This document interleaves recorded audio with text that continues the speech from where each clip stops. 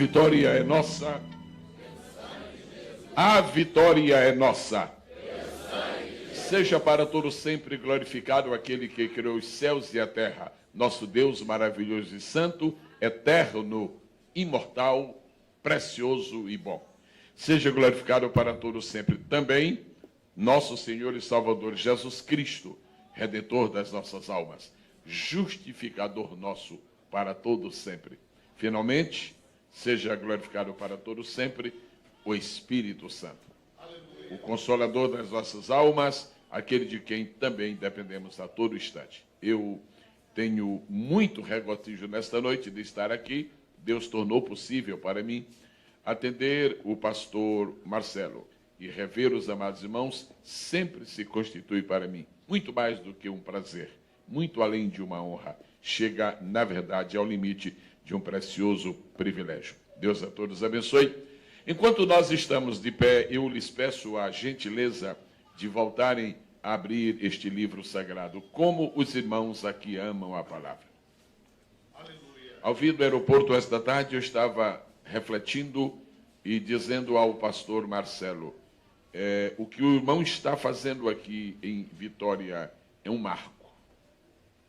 Pode ser, não sei, pode ser que algumas pessoas não avaliem completamente o que significa, o que esta igreja está fazendo, mas a seu tempo isto será conhecido. O que de melhor se pode fazer neste mundo é exatamente tornar a palavra de Deus não apenas acessível, mas compreensível. Acessível ela já é, ela está para vender em qualquer livraria. Agora, compreensível, é preciso que Deus lidere o coração de alguém para fazer o que está sendo feito aqui. Parabéns a todos e muito especialmente ao pastor Marcelo. Parece que alguém quer lhe aplaudir aí. Merece, viu? Muito bem. Abra sua Bíblia na primeira epístola de Paulo aos Coríntios, capítulo de número 15, por favor.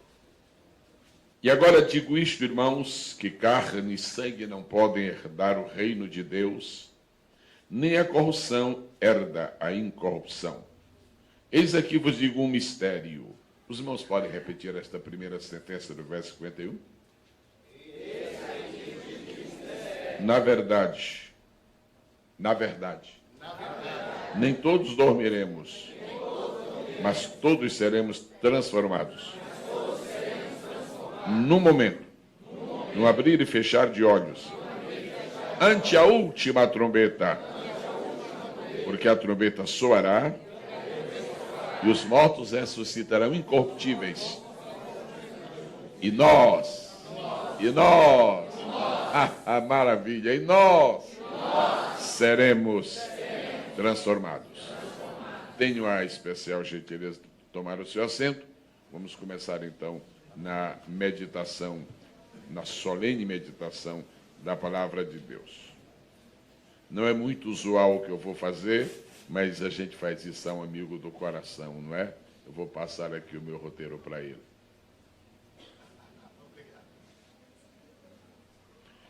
Espírito de Deus tem posto no meu coração que lhes fale esta noite sobre o perfil da igreja do arrebatamento. Se guardaram esta expressão, poderiam repeti-la por especial gentileza? O perfil da igreja do arrebatamento. Isto, agora falemos bem forte juntos, por favor. O perfil da igreja.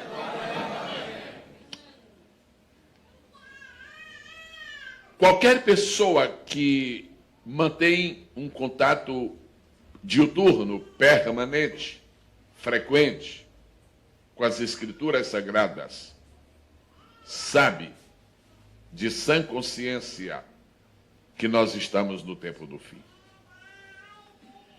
Há tantas coisas que estão acontecendo no mundo que seria impossível negar a realidade da iminente volta do Senhor Jesus. Uma das melhores decisões tomadas pelo pastor Marcelo foi a dedicar tempo ao estudo de escatologia. Foi administrar aos amados irmãos, ao povo de Deus, lições e noções das coisas reservadas para o tempo do fim. Agora, dentro desse prisma escatológico, dentro dessa visão panorâmica das coisas que hão de acontecer, o que agita mais o nosso coração, o que mais nos faz ficar cheios de fervor e de expectativa, é a soleníssima certeza de que o arrebatamento se aproxima.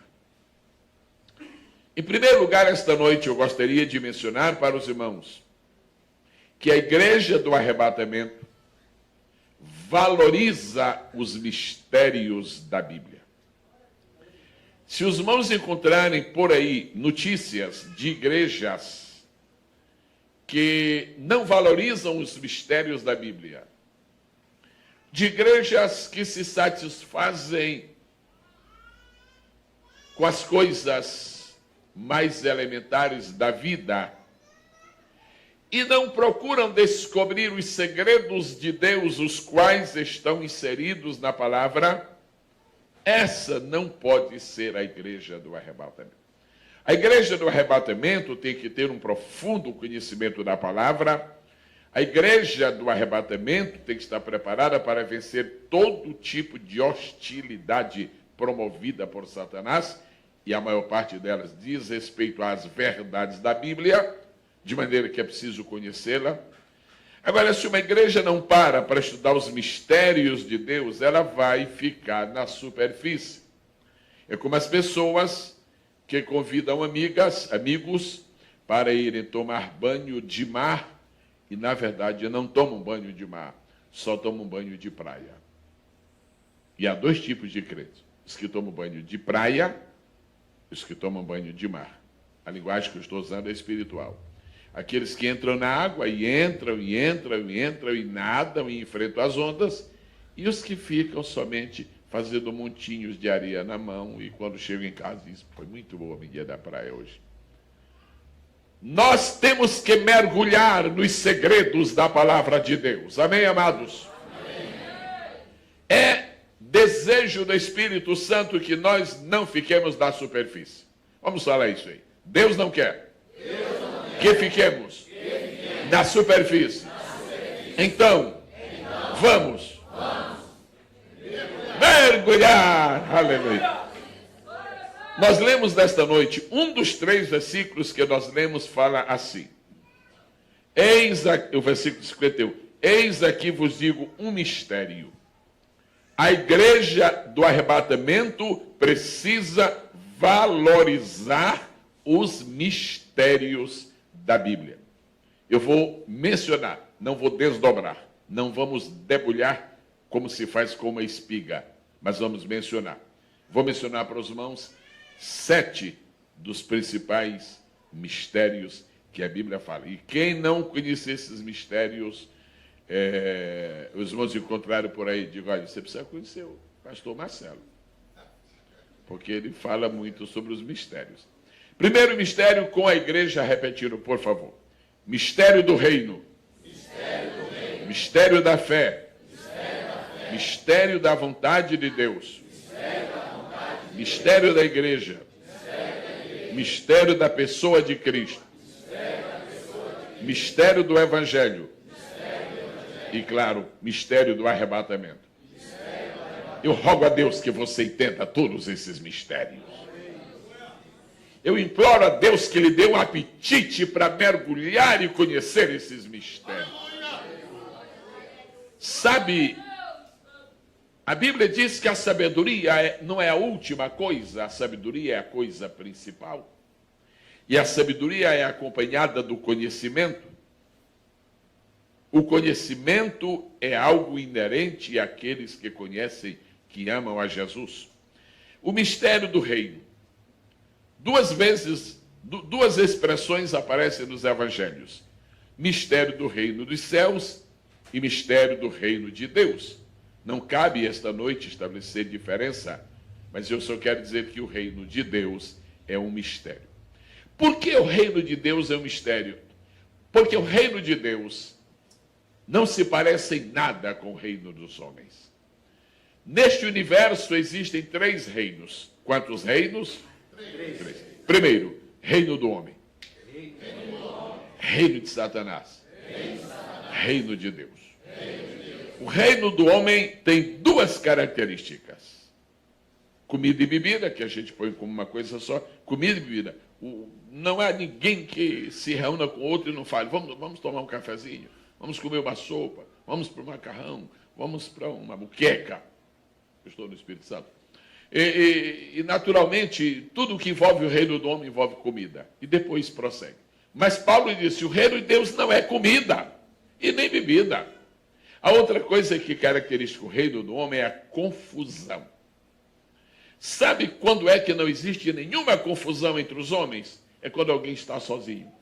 Agora, quando juntam 2, dá confusão. Dá confusão. A Bíblia fala que o princípio do reino do homem foi Babel. Isso está lá em Gênesis. E a palavra Babel quer dizer confusão. O reino do homem, comida e bebida e confusão. O reino de Satanás, ódio, morte e destruição. O reino de Deus, paz, alegria do Espírito Santo. Agora, rei Deus é um mistério porque simboliza a intervenção de Deus na terra. O reino de Deus é um mistério porque ele atua imperceptivelmente.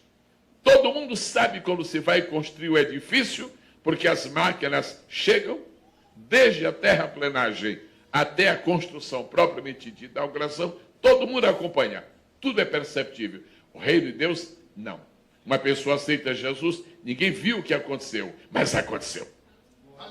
Uma pessoa não estudou absolutamente nada sobre línguas estranhas, em 5 minutos está falando. Passa 10 anos para aprender russo, quando vai fazer um discurso não faz coisa nenhuma. E o reino de Deus é diferente. O reino de Deus é um reino de inspiração, é um reino de revelação, é um reino divino, portanto. O segundo mistério é o mistério da fé. Por que a fé é um mistério? Porque a fé se apoia naquilo que ninguém vê. Porque a fé se apoia naquilo que não é humanamente estável. Mas a fé tem mais poder, sendo invisível, do que as coisas fortes que são visíveis. E Paulo disse, guardando o mistério da fé, é uma pura consciência. Agora, a fé não é para ficar solta pelo mundo. Fé é para ser guardada. Você não pode deixar a sua fé solta aí. Você tem que guardar a sua fé. Agora, o melhor lugar de guardar a fé é dentro da consciência. E a melhor consciência para guardar a fé é uma pura consciência. A fé é um mistério. Você compra um medicamento, vem com uma bula. Se ele é a bula, diz, por isso que ele tira a dor, porque ele faz assim, assim. E você entende logicamente por que o medicamento atua no metabolismo humano. A fé não tem essa explicação. Ninguém toca em você, ninguém encosta, só diz assim, em nome de Jesus, seja curado, aí a dor passa. Jesus, que é isso? Mistério. Quantos amam o mistério da fé? Digam amém. Amém. Eu não sei se estão anotando ou se vão esperar mais tarde adquirir o DVD, mas eu vou dar versículos. Mistério do reino, Mateus 13 e 11, ok? Não é para ler, mas é pelo menos para anotar. Nós temos tantos textos que, se formos ler, evidentemente não chegaremos ao fim. Eu queria esta noite ver se chego ao fim. Ok. Mistério do reino, Mateus 13 e 11. Amém? Amém. Mistério da fé, 1 a Timóteo, capítulo 3, verso 9. 1 Timóteo 3 e 9. Muito bem. Vamos agora ao terceiro mistério. O mistério da vontade de Deus. Efésios 1 e 9. Na verdade, a vontade de Deus é um mistério. Há pessoas que passam na igreja 5 anos, 10 anos, 15 anos, 20 anos, 25 anos, 30 anos, tá bom por aí. E estão sempre dizendo, pastor, me ajude, pastor, me ajude. O que foi? Eu não sei qual é a vontade de Deus para a minha vida, eu não sei qual é a vontade de Deus para a minha vida, eu não sei, me ajude. E às vezes pede uma opinião, pastor, é uma coisa tão simples, tão fácil de discernir. Mas por que elas não adquiriram esse conhecimento da vontade? Porque é mistério. Há pessoas que pensam que Deus trabalha programado, como se programa um computador. E Deus não tem isso, não. Por exemplo, quando sai um carro de fábrica, todos os carros daquele modelo e daquele ano são iguais. Quando Deus dirige a igreja, ele dirige cada um de uma maneira diferente. Você não é um botão que está sendo tocado por alguém. Você é uma peça única no reino de Deus. Você não é confundido com ninguém por Deus. A vontade de Deus para a sua vida é uma, a vontade de Deus para a vida daquele é outra. Então, algumas pessoas acham, se alguém profetizar para mim, eu saberei que é a vontade de Deus. Deus revela a sua vontade a alguns por profecia, e a alguns Deus nunca fala por profecia. A alguns Deus fala audivelmente. Tem pessoas que já viram Deus chamar. Alô, Jaqueline. Aí olha, mas quem me chamou? Não tem ninguém aqui. Quando não tem ninguém, é porque tem alguém. E às vezes, quando tem alguém, na verdade, não tem ninguém. Então, o que acontece? Deus pode falar audivelmente? Deus pode falar intuitivamente. Deus lhe dá uma capacidade de ter uma intuição espiritual. Isso vai dar certo, isso não vai dar certo. Deus pode falar através da ação direta do Espírito implantada no seu coração. Você sente a voz sem ouvi-la. Deus é o único que, tendo voz, pode ser ouvida e pode não ser ouvida. Ela pode só ser sentida. E a voz de Deus, quando é sentida com perfeição, ela é tão ouvida quanto se ela realmente tivesse sido audível. Deus pode dirigir através de um conselho, principalmente de um conselho pastoral. Deus pode revelar sua vontade. Deus pode revelar sua vontade através de uma circunstância. Uma circunstância. Foi um caso único na minha vida. Eu sofri uma única vez um acidente. Graças a Deus que foi só um, porque foi terrível. Eu estava vindo de Campinas a São Paulo, isto faz mais de 20 anos, e num Volkswagen. E furou um pneu, e os irmãos prosseguiram na viagem. Depois furou outro, quando fura dois não dá, não é? Aí pararam e foram buscar socorro. Como eu havia pregado razoavelmente bastante, então eles me deixaram no carro e foram. E enquanto eu estou lá sozinho, sem me dar conta, eu, na verdade, adormeci, vem um caminhão por trás e era um Volkswagen. Você sabe que um caminhão, quando pega um Volkswagen por trás, não vai sobrar nada. Mas sobrou, aliás, sobrou até alguma coisa. E ele me jogou do lado de fora do carro, e eu fiquei para lá. Eu não vi nada. Eu só sei porque é fácil reconstituir as coisas. Mais tarde, quando os irmãos chegaram, encontraram o carro todo amassado, me encontraram ali, chamaram rapidamente a polícia, e eu, quando despertei, ouvi a voz de um médico e diz assim, ele nasceu de novo. Aí apaguei outra vez.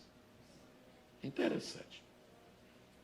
Dentro de uma semana depois, eu estava pregando no púlpito da igreja em Santo André, numa terça-feira de carnaval. Mas as sequelas ficaram.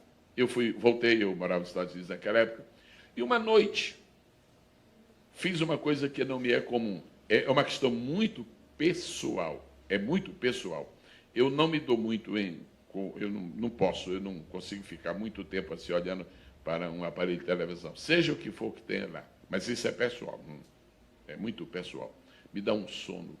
E eu já sei, se eu tiver com insônia, é só ligar qualquer coisa, mesmo as coisas boas. Às vezes as pessoas dizem, vem aqui, vem assistir o noticiário que tem aqui. Às vezes é uma coisa assim interessante, eu chego lá, na segunda notícia eu já apaguei. Eu ia lá no dia, não adianta chamar você para ver nada. Mas naquele dia eu estava ouvindo e eu fiquei mais um tempo. E de repente um cidadão fica lá e diz assim, você que é estrangeiro. Isso, bom, pode ser ou pode não ser, porque tem tanto estrangeiro aqui na Califórnia. Você é estrangeiro. Você é um ministro do Evangelho. Está afunilando. Eu sou estrangeiro e sou ministro do Evangelho. Eu vou prestar atenção no que esse cidadão quer dizer. Você é estrangeiro, é ministro do Evangelho e sofreu um acidente. E eu sou ministro do Evangelho. Eu era um estrangeiro lá. E você teve sequelas. Ué, está falando comigo? Se você está sentindo um incômodo extremo no seu ombro esquerdo. Não, Jesus, eu estou aqui. É bem possível ter tanta gente com o meu problema. E deu mais uma ou duas evidências que não dava para eu dizer que fosse outra pessoa. E de repente ele diz assim, o Senhor vai te curar agora. Em nome de Jesus, recebe tua cura. Todo mundo imagina o que aconteceu. Eu senti a minha cura. Acabou-se aquilo para sempre. Você não pode dizer como é que Deus vai trabalhar na sua vida. A única coisa que a gente tem que fazer é respeitar a soberania de Deus. E admitir que Deus não faz as coisas programadas. E, pelo contrário, Deus gosta muito mais de nos surpreender do que de programar. Quantas vezes um pastor chega à tribuna e diz, pelo que eu estou sentindo, pelo que eu estou sentindo, vai ser o Pentecoste como nunca. Aí vem, não acontece absolutamente. Ele sai frustrado toda a vida. Um outro dia que diz, Jesus, tem compaixão de mim, eu estou tão vazio hoje. Aí o Pentecoste acontece. Porque Deus quer dizer o seguinte, quem manda sou eu. O soberano sou eu. Deus te ajude a entender o mistério da vontade de Deus e ser submisso. Às vezes a vontade de Deus contraria a nossa. Deus não tem prazer de nos contrariar, mas Ele não tem a obrigação de nos apoiar quando nós não estamos na vontade dEle. Paulo chegou uma noite, pastor, nós vamos para a missa, da missa vamos para a Bitinha. Deus abençoe. Vai ser uma viagem muito linda. Quando chegou a noite, apareceu um varão, disse, passa Macedônia e ajuda-nos. Macedônia era o contrário, era Europa. Meu Deus. E Paulo disse, eu entendi agora que a vontade de Deus é essa. E disse o seguinte, nós não vamos mais para mim. E como é que vai ser? Com que cara a gente vai ficar? Essa é a razão porque muitas pessoas não obedecem à vontade de Deus. Querem se dizer, com que cara a gente vai ficar? Eu já falei uma coisa, você não tem cara, outra cara não, é a sua mesmo. Se você é capaz de obedecer a Deus, Deus é capaz de lhe honrar. Se você é capaz de obedecer à vontade de Deus, Deus nunca vai deixá-lo. De manhã cedo, na hora de viajar, era para viajar naquela direção. Paulo, mas Paulo, o que aconteceu? Não, é o seguinte, quem manda na minha vida é o mistério da vontade de Deus. Quantos dizem amém? Amém. O próximo mistério é o mistério da igreja. Se quiser anotar, eu tenho 2 versículos. Mistério da igreja. Pode repetir? Mistério da igreja. Amém. Efésios 3:9 e Efésios 5:32. A igreja é um mistério. Falar sobre isto requer 3 noites. Então, fica só isso. A igreja é um mistério. Tem gente que pensa que a igreja é um clube, e não é. Tem gente que pensa que a igreja é uma empresa comercial, e não é. Tem gente que pensa que a igreja é um partido político, e não é. Tem gente que pensa que a igreja é sindicato, e não é. Tem gente que pensa que a igreja é uma associação religiosa, e não é. E a igreja não é nada do que o mundo pensa que ela é. Então, o que é a igreja? É o mistério de Deus. É o mistério de Deus. Um corpo que está na terra tem uma cabeça que está no céu. Nós somos o único corpo que pode viver a quilômetros de distância da cabeça sem dar nenhum problema. Quantos dizem amém? Amém. O próximo mistério, podem falar após mim? Mistério da pessoa de Cristo. A pessoa de Cristo é um mistério. Olhavam para ele, era um homem, mas na verdade era Deus. Mas era um Deus feito homem para poder morrer. Mas era um homem que tinha divindade para poder dizer eu sou. Então é um mistério. E por isso as pessoas que não têm o discernimento espiritual não podem entender Jesus. Textos bíblicos, mistério da pessoa de Cristo, Efésios 3:4, Colossenses 1:27, Colossenses 2:2. O sexto mistério, o mistério do Evangelho. Vamos lá, juntos. Mistério do Evangelho. Por que o Evangelho é um mistério? Você lê um romance, quando termina, é bom, e nunca mais quer ler. Você lê um outro romance, não gostei desse, e nunca mais quer ler. Você vai ler outro, só lê as primeiras páginas, vê as últimas, já sei o que é. Eu li o princípio, uma página no meio, já sei o que. O resto ou é salsicha ou linguiça. Agora, a Bíblia não. A Bíblia diz assim, Romanos 1,16, o Evangelho de Cristo é o poder de Deus para a salvação de todo aquele que crê. O Evangelho é um mistério porque salva. O Evangelho é um mistério porque renova. O Evangelho é um mistério porque cura. O Evangelho é um mistério porque transforma. O Evangelho é um mistério porque levanta. O Evangelho é um mistério porque edifica. O Evangelho é um mistério porque sustenta. O Evangelho é um mistério porque é uma alavanca de Deus para levar-nos às grandes realizações. Quem levanta a mão e dá glória a Deus pelo mistério chamado Evangelho? Finalmente, irmãos, o mistério do arrebatamento. Agora, não era bom aprendermos essas coisas no céu. Era bom chegarmos no céu sabendo essas coisas. Por isso que existem cursos bíblicos, por isso que existem seminários, por isso que Deus deixou pessoas com o dom ministerial de mestre, como no caso o querido pastor Marcelo, para poderem ministrar a palavra de Deus, para nós não chegarmos no céu em estado de ignorância. Quando nós chegarmos no céu, coisas que nós aprendemos aqui já serão familiares para nós. Quantos dizem amém? Amém. Em segundo lugar, falando do perfil da igreja do arrebatamento, a igreja do arrebatamento considera, ou seja, leva em alta consideração os emblemas pessoais do arrebatamento mencionados no Antigo Testamento. O que é isto? Meu irmão e minha irmã que me ouve com tanta atenção e com tanta diligência, eu quero lhe recomendar o seguinte: não use o Antigo Testamento apenas para ler o Salmo 23. Não use o Antigo Testamento apenas para ler Isaías 55. Não use o Antigo Testamento apenas, graças a Deus, eu estou falando de textos maravilhosos, mas há pessoas que, em outros lugares, que só conhecem do Antigo Testamento o Salmo 91. Há pessoas que, quando falam antigo, você já leu o Antigo? Já. O Antigo Testamento está na ponta da língua. Deus é nosso refúgio e fortaleza, socorro bem para... Não sabe mais do que o Salmo 46. Há tanta coisa linda no Antigo Testamento. O Antigo Testamento é a planta. O Novo Testamento é o edifício. O Antigo Testamento é a promessa. O Novo Testamento é o cumprimento da promessa. O Antigo Testamento é a semente. O Novo Testamento é o fruto. Nós tanto gostamos de fruto quanto gostamos de semente. Então, é muito interessante recordar as belezas do Antigo Testamento. Eu quero lhes apontar agora 3 nomes de pessoas no Antigo Testamento que nos oferece algumas ideias sobre o arrebatamento. Repitam, por gentileza, após mim. Enoque. Ló. E Elias. Leia a história de Enoque, não apenas pensando num homem que andou com Deus há milhares de anos, e ponto final. Não deixe que a Bíblia feche quando você a fecha. Você fecha o livro, mas a palavra continua aberta. Não deixe que a Bíblia tenha um fim, porque ela não tem fim, ela é eterna. Leia a Bíblia e permita que Deus continue falando ao seu coração. A história de Enoque é uma história muito linda. Vamos pensar agora no tempo de Enoque. Os irmãos sabem que a história de Enoque está logo no princípio da Bíblia. Muito bem. Nós temos Enoque, nós temos Noé e nós temos a sociedade. Número 1, Enoque. Número 2, Noé. Número 3, a sociedade. Número 1? Todo mundo? Número 1? Número 2? Número 3? Número 2? Número 1? Número 3? Número 1 outra vez? Muito bem.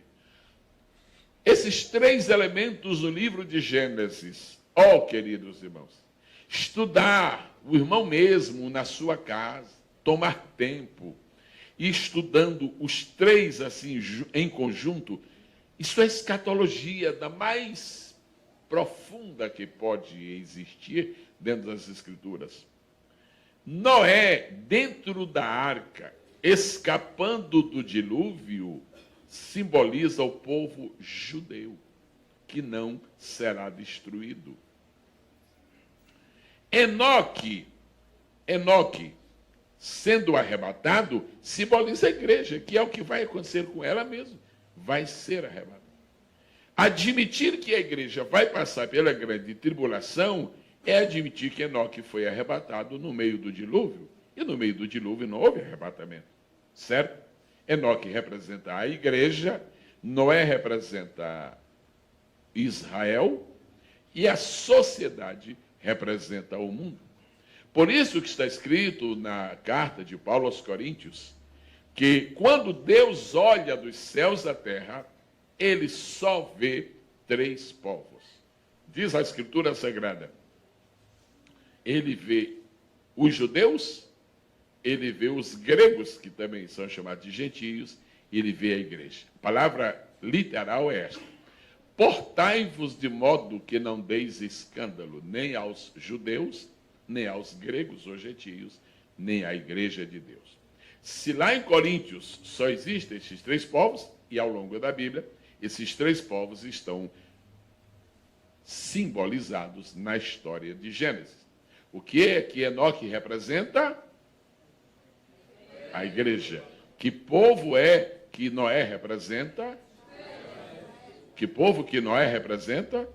Israel. E, finalmente, a sociedade é a sociedade mesmo. A sociedade pereceu. O mundo vai perecer. Noé se salvou através do dilúvio. Israel vai ser salvo através da grande tribulação. A igreja, ó, arrebatada, porque creu no Senhor Jesus, aceitou de coração e vai ser arrebatado. Por isso é um hino tão lindo, tão querido todos nós. Ser arrebatado eu para o céu quem dera, pois a igreja Cristo levará. Muito bem, a figueira está em flor, é primavera. Levantai os vossos olhos, já. Ok, Enoque foi arrebatado antes do dilúvio. Quer dizer, a igreja será arrebatada antes da grande tribulação. O dilúvio foi a punição de Deus em caráter universal. A grande tribulação será uma outra punição de Deus em caráter universal. E Elias? Elias foi arrebatado também. O que eu quero mencionar em Elias é só um detalhezinho. Elias sabia do dia em que seria arrebatado. Ele não soube uma semana antes, ele não soube um mês antes, mas no dia do arrebatamento, ele soube. Ele disse para Eliseu o seguinte: Deus vai me separar de ti, então é melhor você ficar. Fique em Gilgal. Não, eu fico nada. Fique em Betel. Não, eu não fico. Fique em Jericó. Eu não fico em Gilgal nem em Betel, eu vou ficar em Jericó, cidade amaldiçoada. Não. Elias tinha consciência do arrebatamento. Deus, eu vou te pedir uma coisa. Não deixa nenhum servo teu que está aqui, nenhum, ignorar o arrebatamento. Você tem que crer no arrebatamento.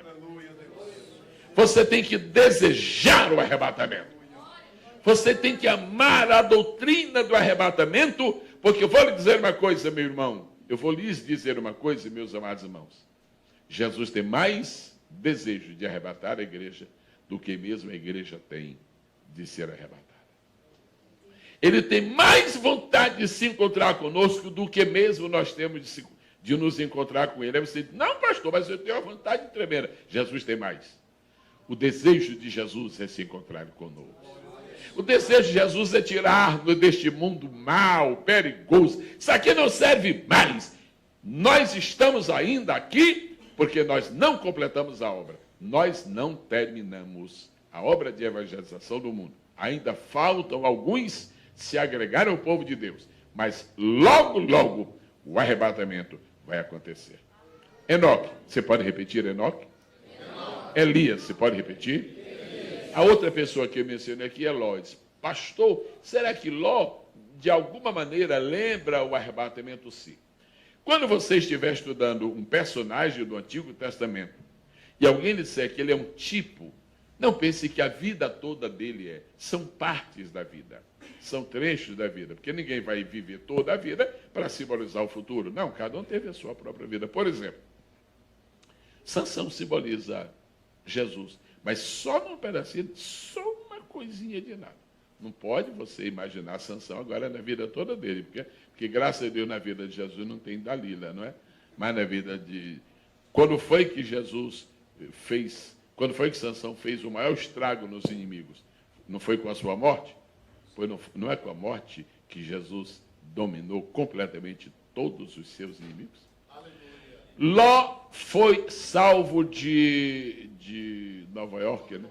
Nova York, não? Ah, não. Ló foi salvo de...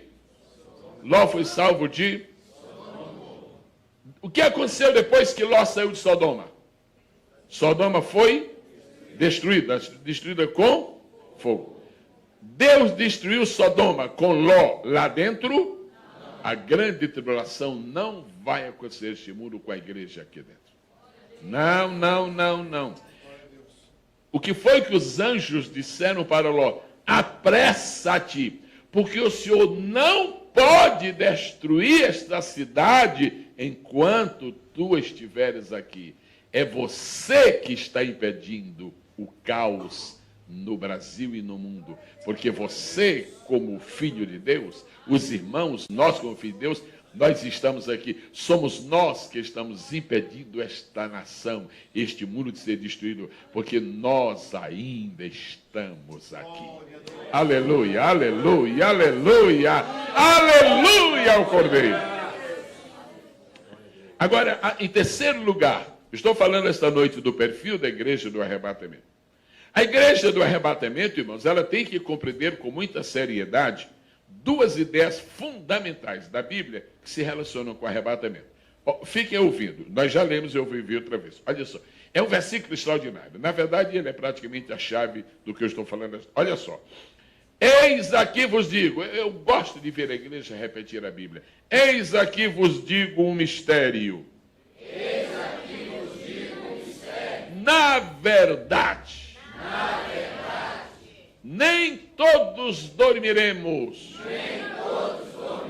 mas todos seremos transformados. Nem todos dominemos, mas todos seremos transformados. Nós vamos tomar um bom tempo aqui agora. Agora tem muita coisa interessante. Há duas coisas, há duas verdades, há duas ideias fortes neste versículo.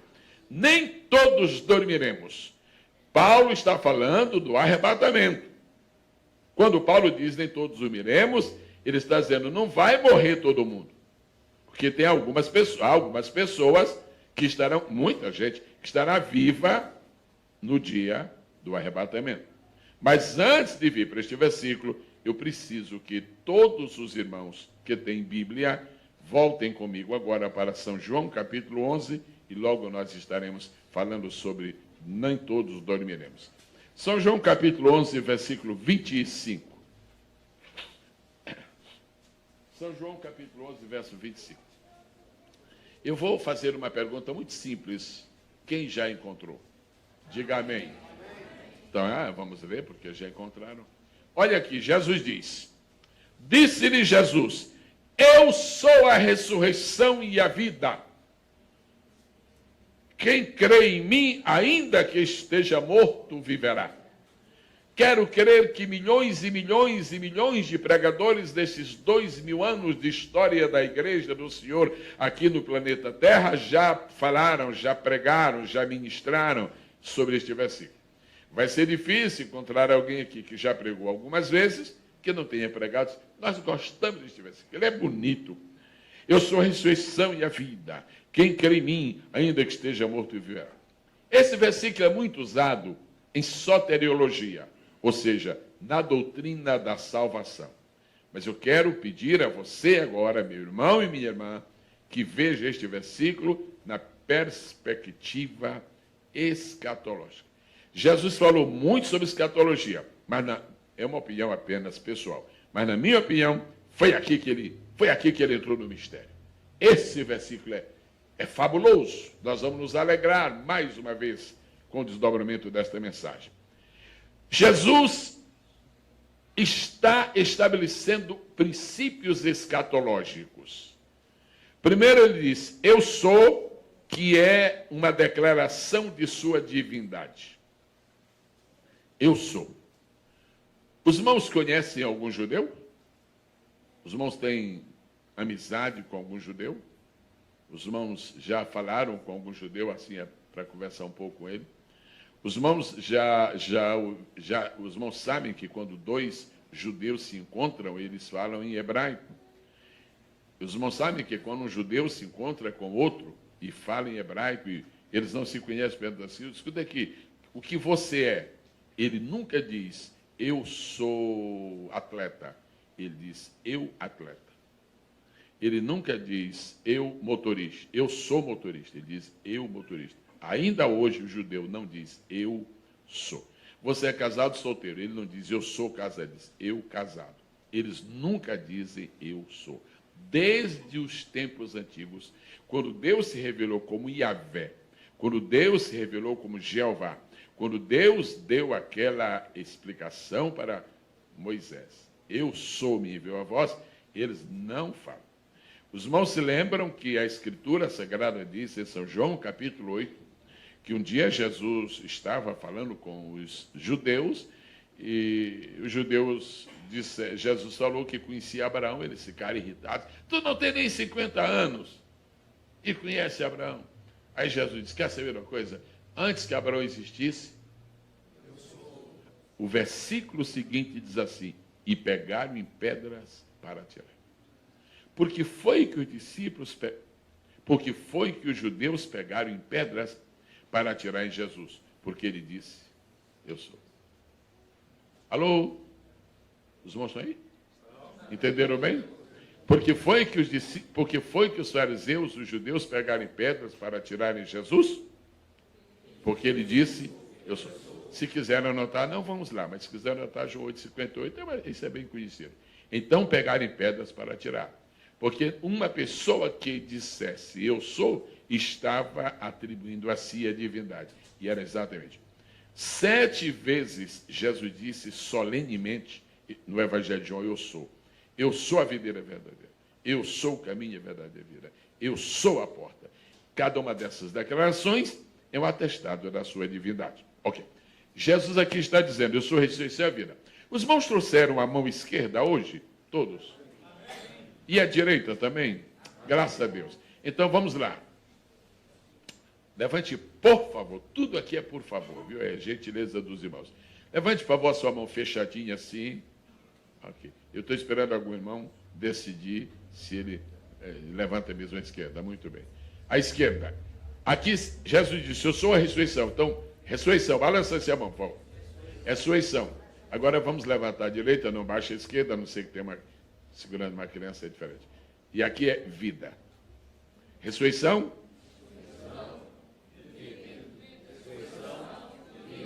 As irmãs.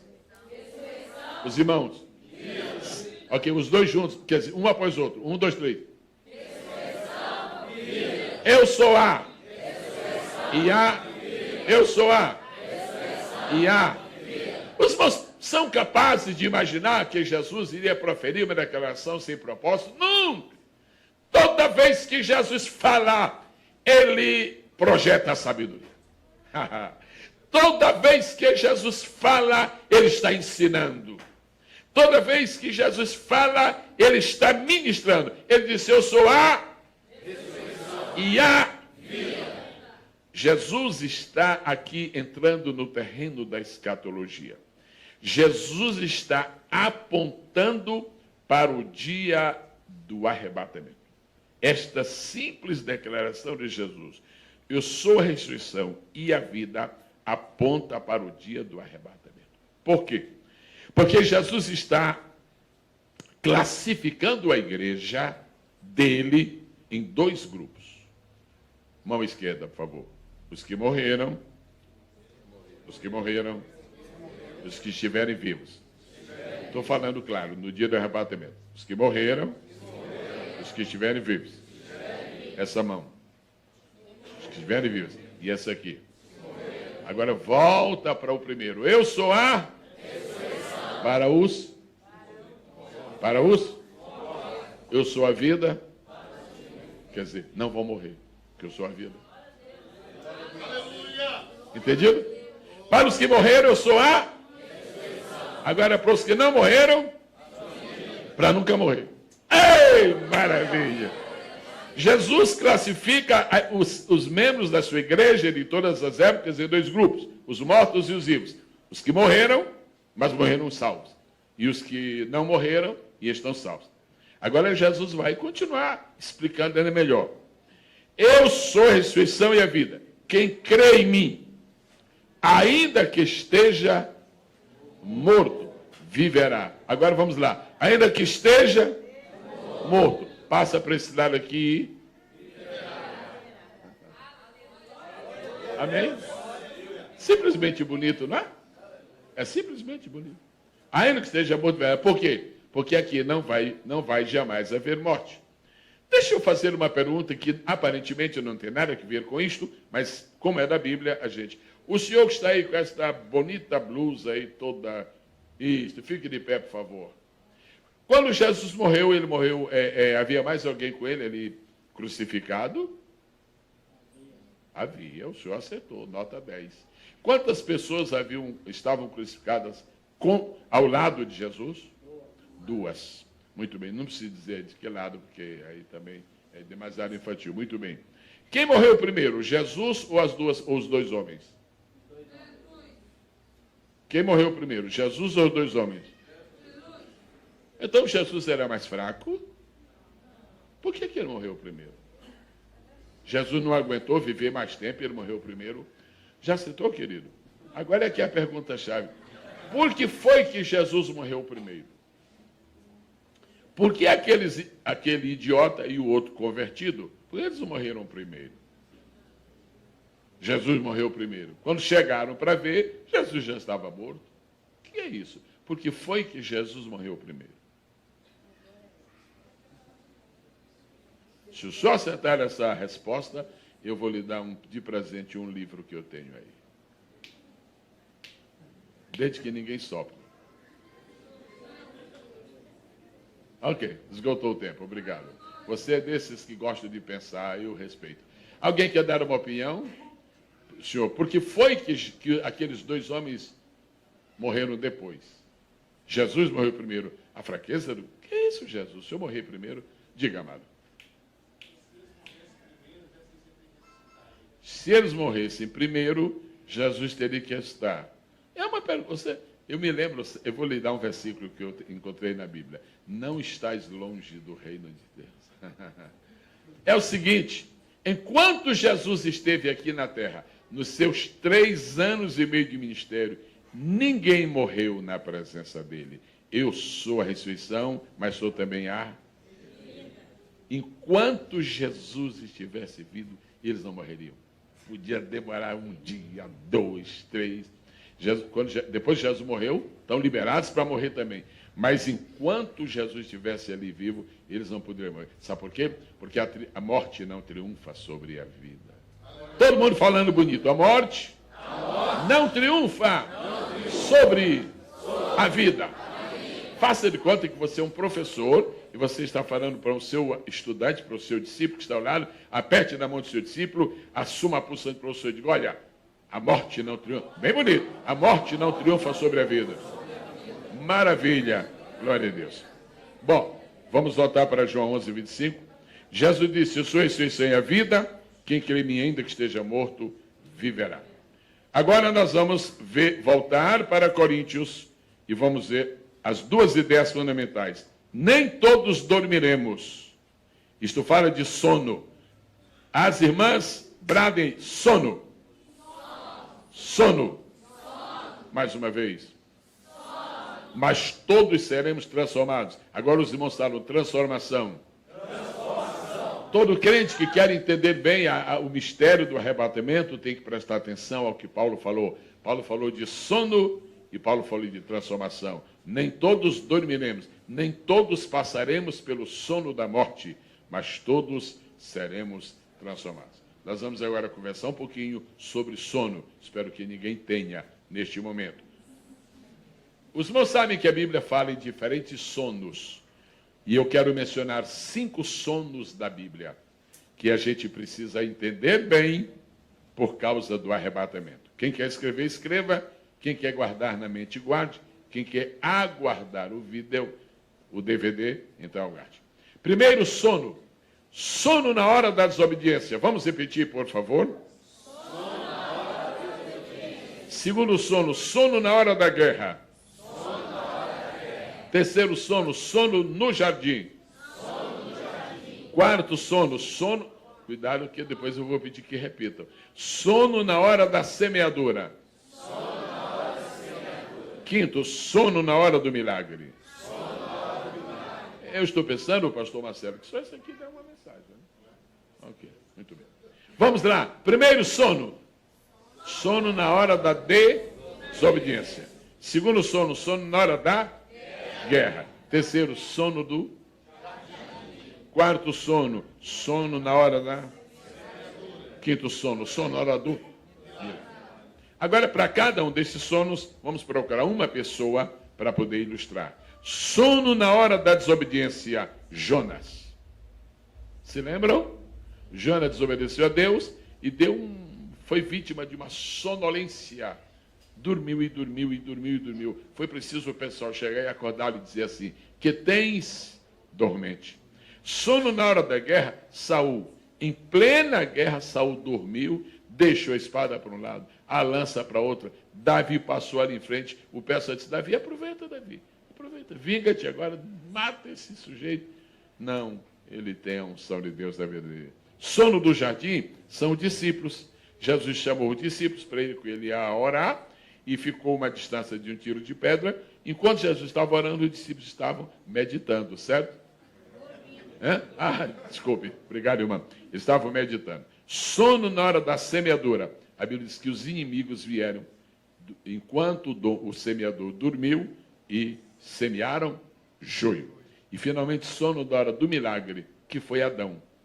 Para Deus fazer o milagre de produzir Eva, Deus deu um sono para Adão. Vamos repetir, se fica na memória, muito bom. O primeiro sono que eu estou mencionando esta noite fala de Jonas. Que sono foi? Irmãos, me diga uma coisa. Se Jesus nos mandar fazer uma coisa e nós não fizermos, como se chama isso? Fraqueza? Não. Desobediência. Quem é que se lembra do que está escrito? Não vale para pastores a pergunta. Quem se lembra do que está escrito em Marcos, capítulo de número 16, versículo de número 15? O senhor pode restar de pé, por favor? Quem é que está falando? Muito obrigado. Bem bonito aí. O senhor está parecendo um pregador. Ok, diga. Ide por todo mundo. Pregar o evangelho a quantas criaturas? A toda criatura. Muito obrigado, amado irmão.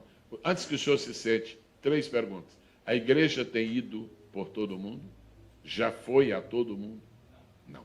A igreja tem pregado o evangelho a toda criatura? Não. A igreja está desobedecendo? Sono na hora da desobediência. Muito obrigado. Se o irmão, eu já disse isto aqui desta tribuna uma vez, eu vou repetir. Se o irmão relacionar 20 sinais da volta de Jesus, 19 já se cumpriram. Se o irmão relacionar 30 sinais da volta de Jesus, 29 já se cumpriram. Se o irmão relacionar 50 sinais da volta de Jesus, 49 se cumpriram. Eu tenho condições tranquilas de lhe dizer nesta noite, só falta se cumprir um sinal da vinda de Jesus. Terremotos? Agora já tem uma novidade, terremotos seguidos de tsunamis. Terremotos? Flagelos? Fomes? Nação contra guerras? Rumores de guerras? Intrigas familiares? Desastres na área social? Moral? Israel? O que está faltando para exaltar? Só falta uma coisa, só falta um sinal. Se esse sinal tivesse já acontecido, a igreja não estaria mais aqui. Sabe qual é o sinal? Evangelização do mundo. E vou dizer uma coisa, eu nunca falo isto com entusiasmo, com alegria. Eu falo isso com tristeza. Eu sou parte da igreja do Senhor. É o único sinal que depende da igreja. Os sinais que dependiam do diabo, ele já fez. Os sinais que dependiam de Israel, Israel não tem mais o que fazer. Israel está na corda bamba, vai, senta, levanta, não tem mais o que fazer. No mundo social, já se cumpriu. No mundo econômico, já se cumpriu. No mundo da natureza, já se cumpriu. O que falta? Só falta um, que é a evangelização do mundo. A igreja está dormindo na hora em que devia estar obedecendo. Os irmãos sabem de mega igrejas que existem neste país. Nós já começamos a ter mega igrejas. Neste país e em outros. Outros países têm mais mega igrejas.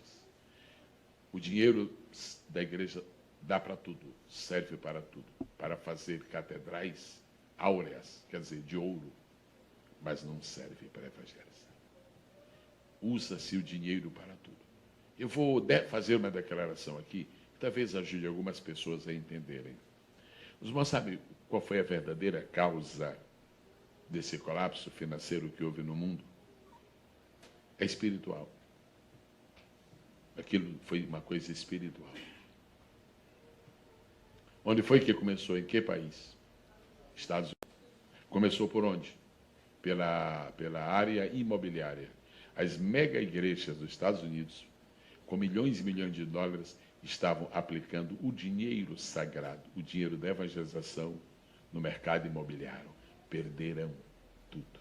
Foi punição de Deus para um povo que dormiu quando era para obedecer. Em escala menor, isso já aconteceu aqui no Brasil. Houve um presidente da República aqui neste país, quando ele assumiu, ele baixou um ato, um decreto confiscando o dinheiro do povo.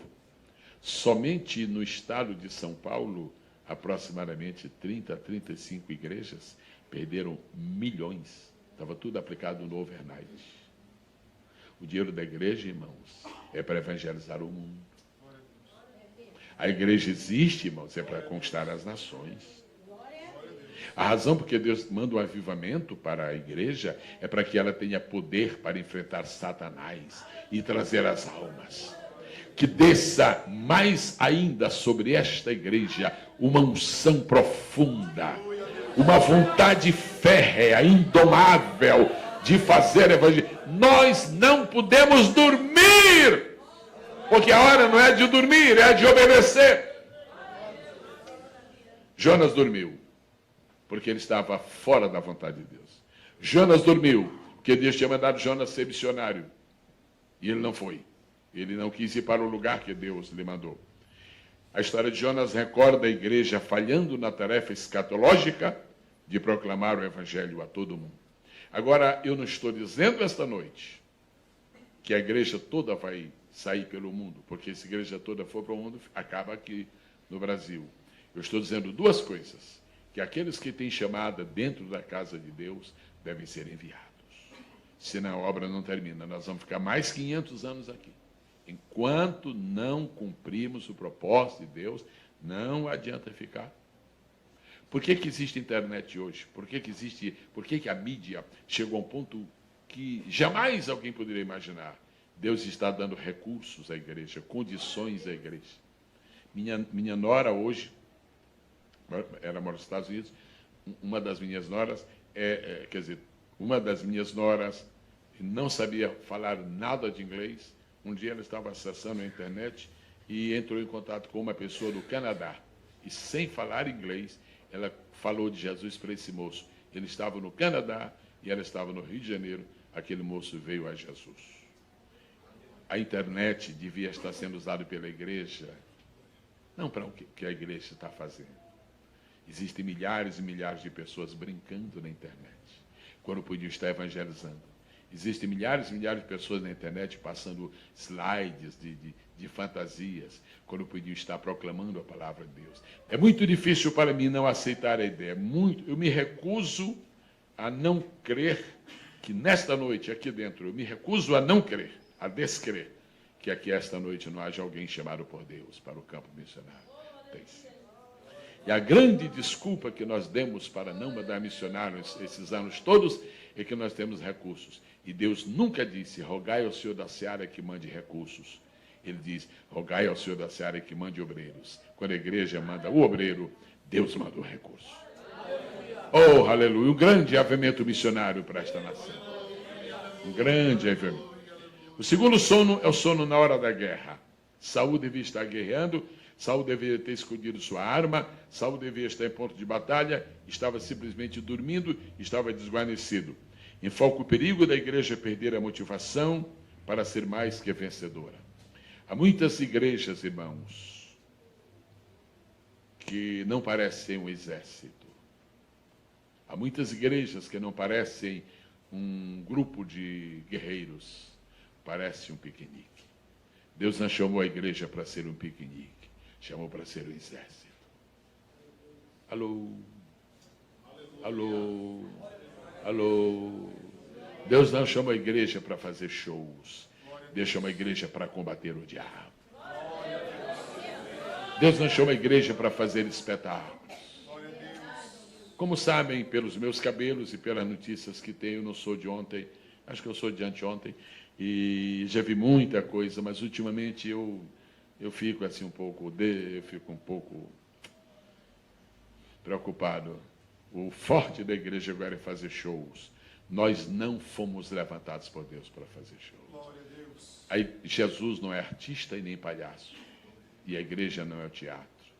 Paulo disse assim: sofre comigo as aflições, como bom soldado de Cristo Jesus. Receba nesta noite o espírito de guerra. Deus te chamou para ser um guerreiro.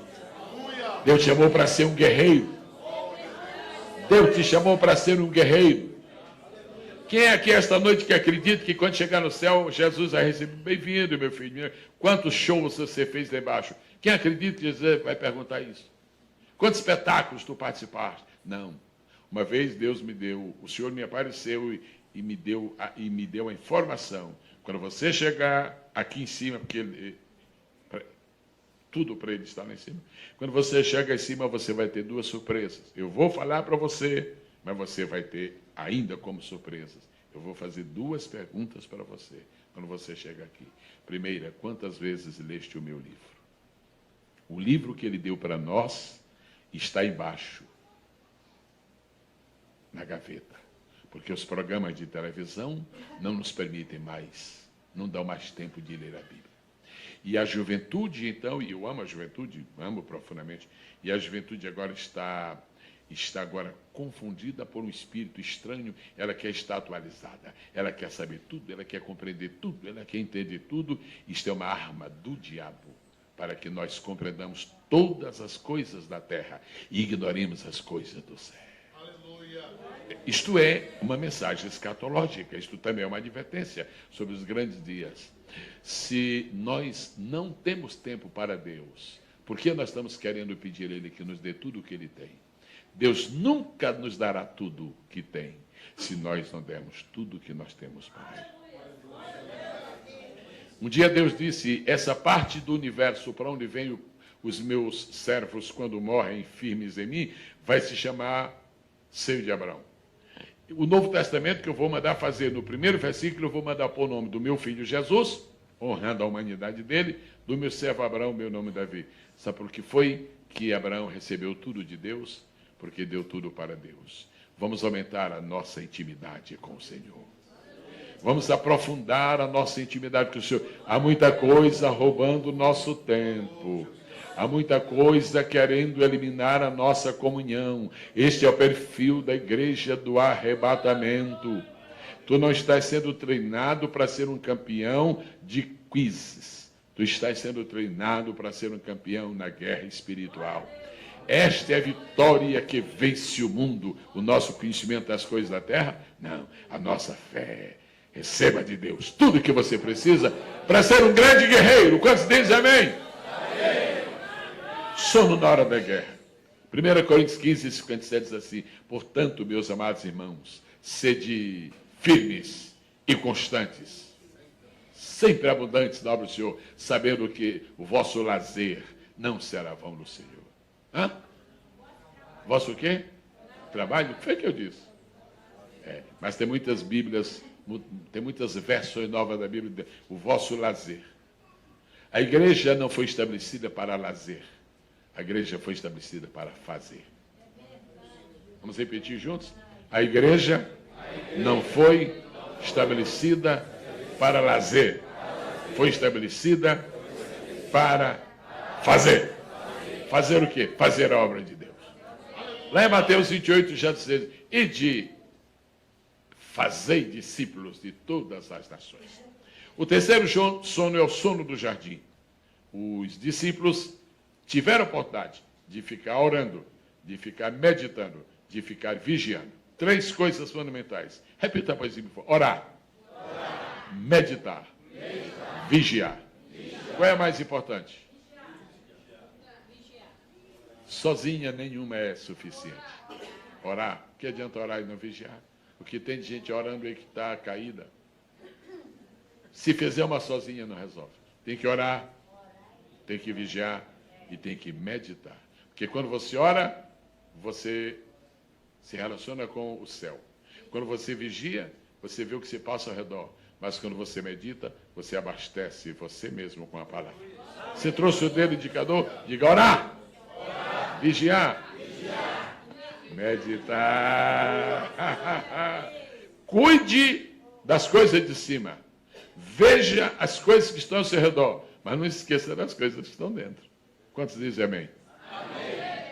O sono dos discípulos aponta para a igreja antes do arrebatamento. A terrível possibilidade de que uma grande parte da igreja do Senhor esteja no jardim de Deus, no jardim de oração.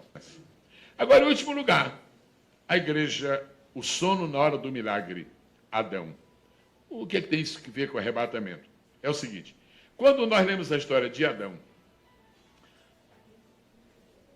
Adão dormiu, e enquanto dormia, na verdade, o sono de Adão foi um sono anestésico. Fala aí, igreja, sono anestésico.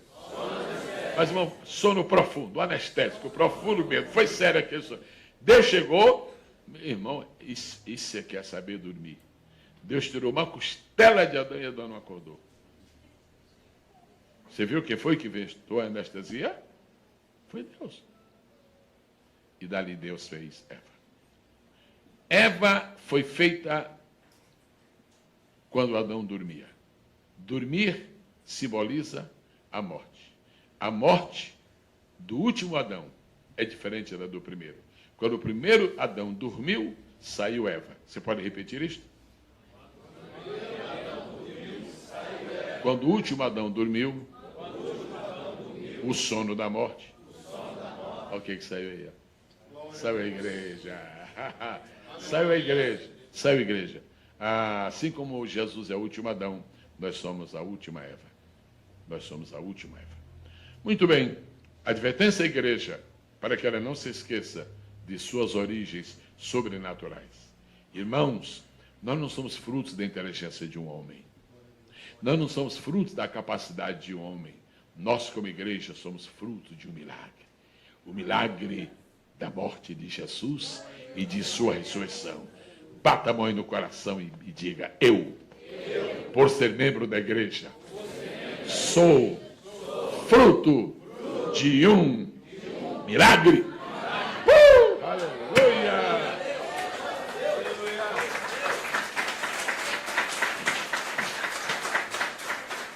Agora Paulo disse, nem todos dormiremos. Dá para repetir só as vozes femininas? Nem todos dormiremos. Isto significa, nem todos morreremos.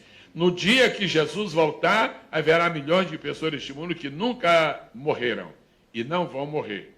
Agora, algumas pessoas têm dificuldade em entender isto só por causa de uma coisa. Em Hebreus 9, 27 está estabelecido por Deus um princípio. Aos homens está ordenado morrerem uma vez. Por causa deste versículo, há muitos crentes que não entendem como é que haverá isto. E temos até que criam umas teorias horríveis, dizendo, não, eles vão morrer rapidamente e ressuscitam em seguida, porque a Bíblia diz.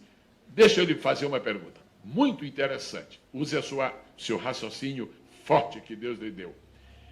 Quem é maior? É a lei ou é a pessoa que faz a lei? Pensem bem. A pessoa que faz a lei é maior do que a lei que foi feita pela pessoa. Deus estabeleceu uma lei. E a lei diz que todos têm que morrer. Se essa lei nunca pode mudar, se ela não pode ser alterada, essa lei é maior do que Deus. Se Deus um dia mudar essa lei, Deus está dizendo, minha lei é forte, mas eu sou mais forte do que a minha lei. Minha lei é poderosa, mas eu sou mais poderoso do que a minha lei. Então, escutem. Deus anulou, ou seja, Deus se sobrepôs a esse princípio, a fim de que, no dia do arrebatamento, aqueles que não morreram, não precisem morrer. Agora você me pergunta, mas será que não fica arranhada a palavra de Deus? Alguém tem Bíblia, por favor, aí aberta? E pode ler de pé, por favor? A câmera vai fixar o irmão, não sei se é aqui do público. Hebreus 9, 27, alguém pode ler, por favor? Eu queria pedir só que você visse como é que Deus não deixa brecha para nada, para a gente ficar pensando nada negativo a respeito dele. Hebreus, capítulo 9, versículo 27. Quer ver uma coisa interessante? Escute bem isso aí. E assim como aos homens está ordenado morrerem uma só vez, Vindo depois disto, para quem foi que Deus estabeleceu a lei obrigando a morrer uma vez? Foi para todo mundo? Não, foi só para aqueles que hão de entrar em juízo.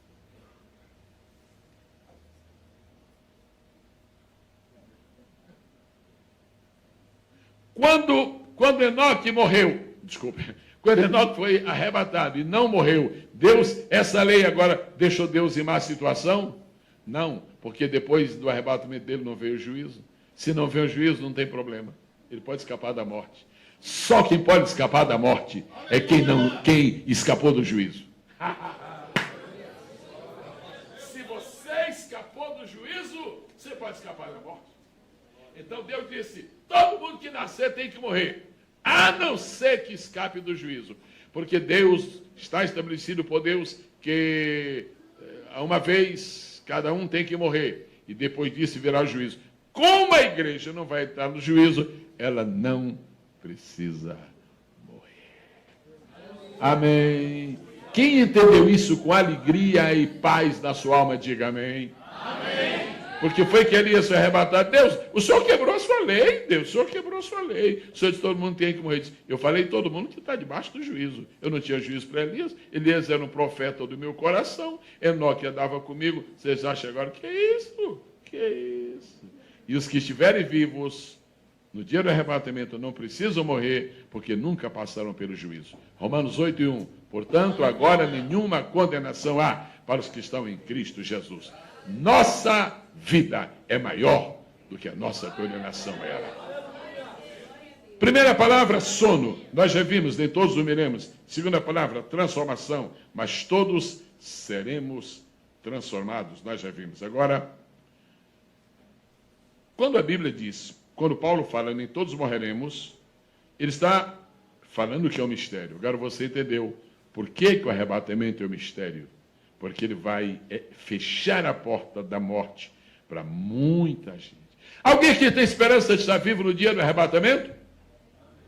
Não, amém, não. Eu estou perguntando, amém é quando a gente está orando. Amém. Eu estou perguntando se alguém tem, amém. Eu estou perguntando se alguém tem esperança de estar vivo no dia do arrebatamento. Sim, deixa eu ver a ponta do seu dedo aí. Tem uma irmã ali, um irmão, Deus abençoe. Se você espera o dia do arrebatamento, você está esperando duas coisas maravilhosas. Primeira, está esperando o arrebatamento. Segundo, você está esperando que vai dar um nocaute na morte. Quem estiver vivo no dia da volta de Jesus, não morrerá. Por quê? Se alguém vive, quer dizer, está vivo e crê em mim, não. Peraí, como é que é o negócio? Ainda que esteja morto, viverá. E depois? Mas é aquele que vive e crê em mim, nunca morrerá. Jesus está separando. Estiver morto, ainda que esteja morto, viverá. São os que vão restar. Agora, nunca morrerá, são os que estiverem vivos no dia do arrebatamento. Que versículo extraordinário, João 25. Bom, o fato de nem todos dormirem, nem todos morrerem no dia do arrebatamento, irmãos, é uma confirmação do poder de Cristo sobre a morte e uma antecipação da destruição do último inimigo. 1 Coríntios 15, 26 diz, o último inimigo que vai ser eliminado, vencido, é a morte. O fato de a igreja do Senhor que estiver viva não morrer, significa o último golpe que Jesus vai dar na morte antes da sua sentença final. A morte disse, não tem um que não passe pela minha foice, não tem um que eu não engula. Mas ela falava muito alto isso. Eu já estava falando mais baixo, porque Enoque escapou. Ela está falando mais baixo, porque Elias escapou. No dia da volta de Jesus é que ela vai perder. O grande poder da morte vai ser abalado, defasado no dia do arrebatamento, porque ela vai perder a oportunidade que ela achou que sempre teve de ceifar a vida de milhões aqui nesta terra. Agora, vamos falar sobre transformação. Todos seremos transformados. Deixa eu ver quem fala mais forte. Eles ou elas? Vamos primeiro eles. Todos seremos transformados. Gostei. Elas. Os homens falaram mais forte. E as irmãs falaram mais bonito. Muito. São modestas. Aleluia. Todos seremos transformados. Todos seremos. Quando Paulo diz transformados, Paulo não está falando dos que vão ser arrebatados vivos, ou não está falando dos que morreram e vão restar. Paulo está falando todos. Nem todos dormiremos, porque os que estiverem vivos no dia do arrebatamento não vão dormir, não vão morrer. Agora, todos os mortos que ressuscitarem e os vivos que não morrerem, todos seremos transformados. Queridos irmãos, cheguei a um ponto que, para mim, é uma espécie de filé da escatologia, essa questão aqui de seremos transformados. Na sua opinião, é uma coisa boa ou não é uma coisa boa ser transformado? Muito boa. Muito bom. Eu não me sentiria confortável. A minha alma não teria o júbilo que tem se eu não tivesse a segurança de que eu vou ser transformado. Meu cabelo já mudou de cor. Eu não nasci com rugas no rosto. A minha força hoje não é a mesma de antes, de subir escadas aí correndo, etc. Se eu não crer numa transformação futura, eu vou ser apenas a continuação deste corpo envelhecido. Eu tenho notícias boas para todos os crentes. Todos seremos transformados. Você tem um parente na sua família, ou você tem um conhecido crente de ouro, maravilha, gente finíssima. Gangrena, amputaram o pé. E agora? Todos seremos transformados. Você conhece uma pessoa que sofreu de uma rubéola, por exemplo, e afetou muito o seu visual, e a pessoa até se escondia das outras pessoas. Todos seremos transformados.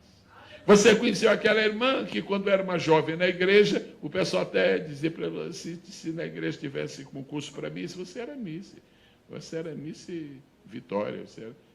Mas hoje já, assim com 87, ela já está um pouco menos cheia, né? Ou seja, um pouquinho mais murcha. E ele diz assim, ele disse, e a minha esperança, pastor? Todos seremos transformados. Todos os defeitos que o nosso corpo físico tem de nascimento, o adquiriu na vida, todos desaparecerão.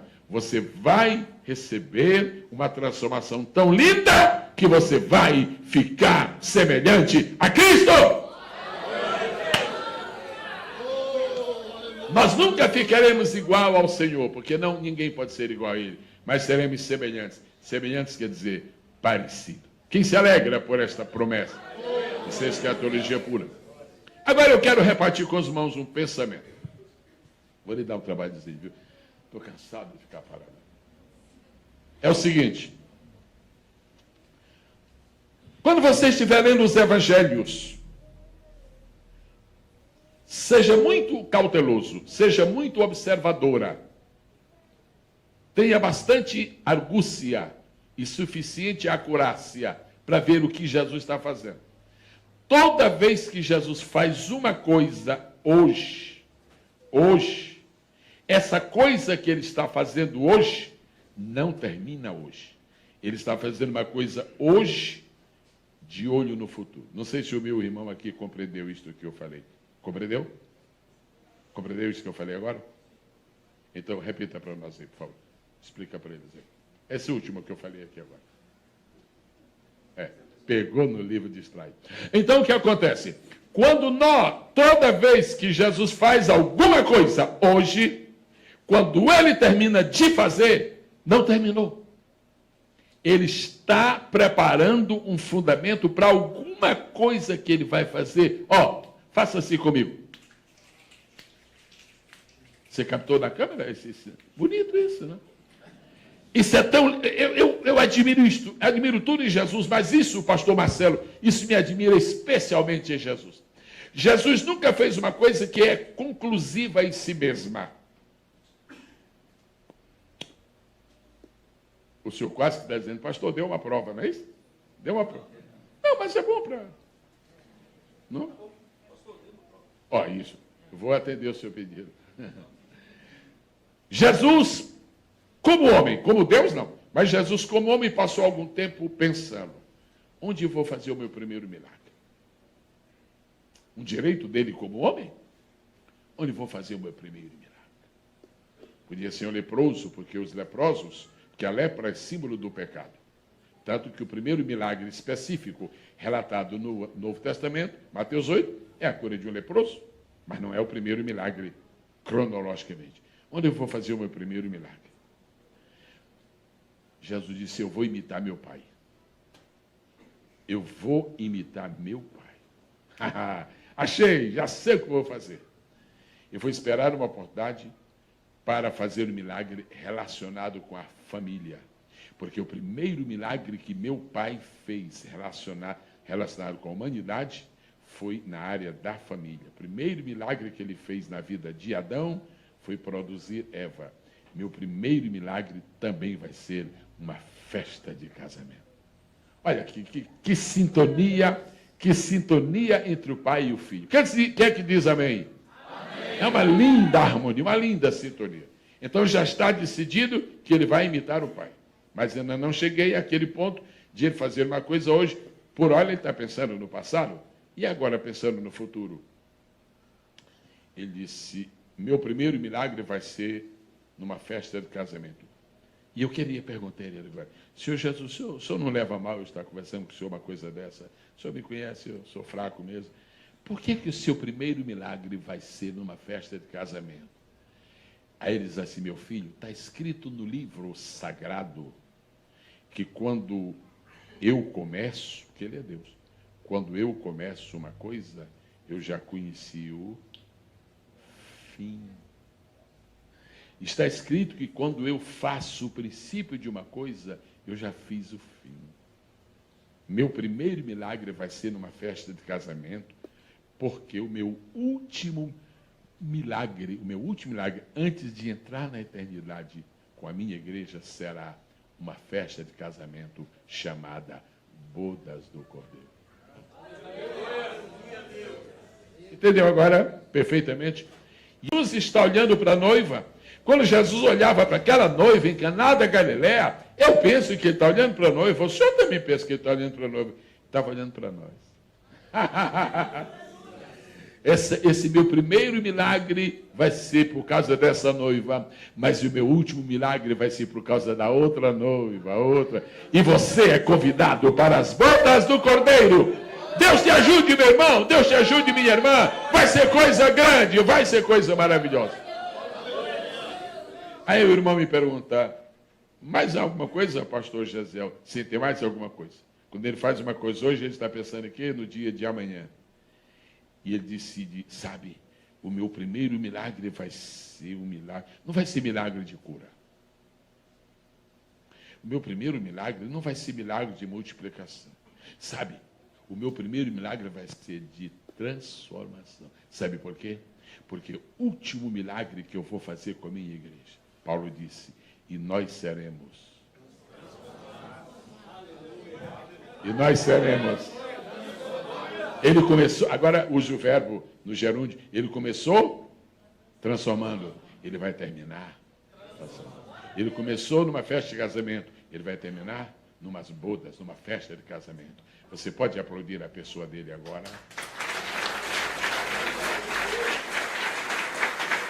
Então, na verdade, onde é que estão os fundamentos de escatologia? Os fundamentos estão no fim? Não, os fundamentos de escatologia estão no começo. Quando ele começa, ele já viu o fim. É por isso que nós amamos a Bíblia Sagrada. Porque na Bíblia Sagrada nós vimos como tudo começou, mas sabemos como tudo vai terminar. Por que nós gostamos de Gênesis? Porque ali tudo começou. Mas porque nos maravilhamos com o Apocalipse, a gente sabe como é que vai terminar. Bendito seja o nome do Senhor. Bendito seja o nome do Senhor. Bendito seja o nome do Senhor. Qual foi o primeiro milagre de Cristo? De transformação. Agora uma pergunta. Alguém quer aventurar a resposta? Por que nós seremos transformados?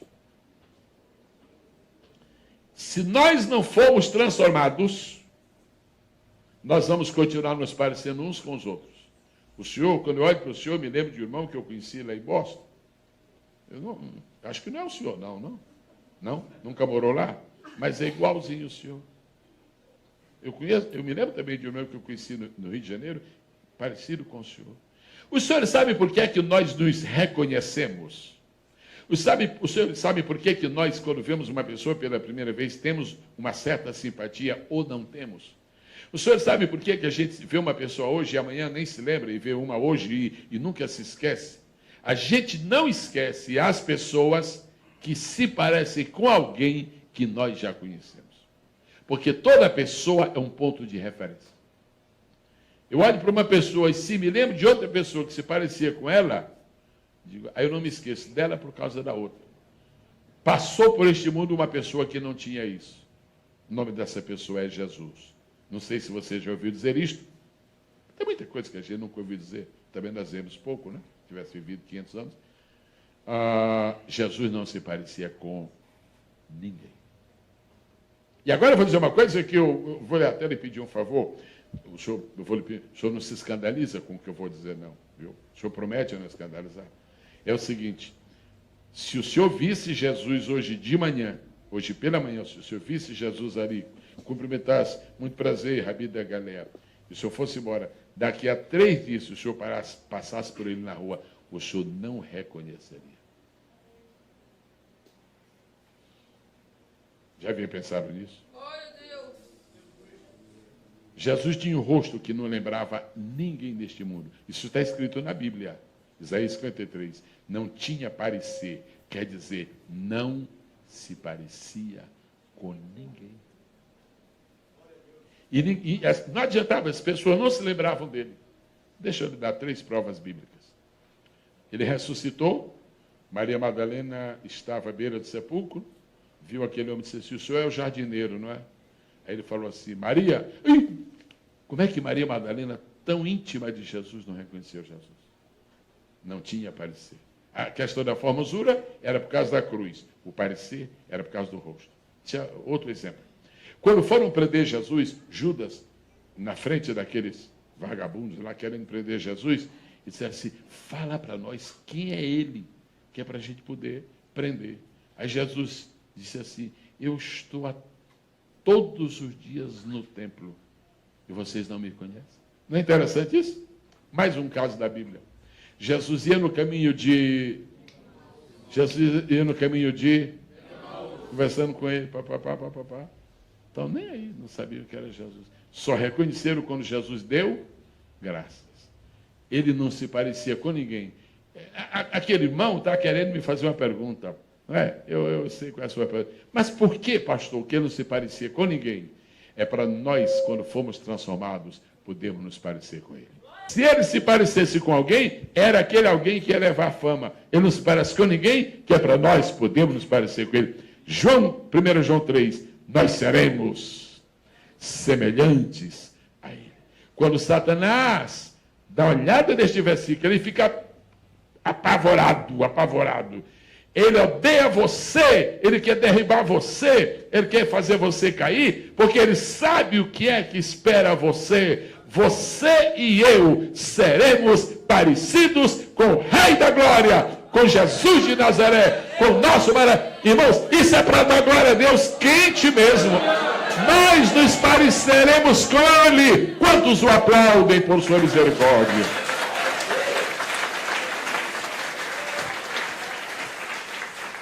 Bom, nós vamos concluir agora. Estou falando agora sobre transformação.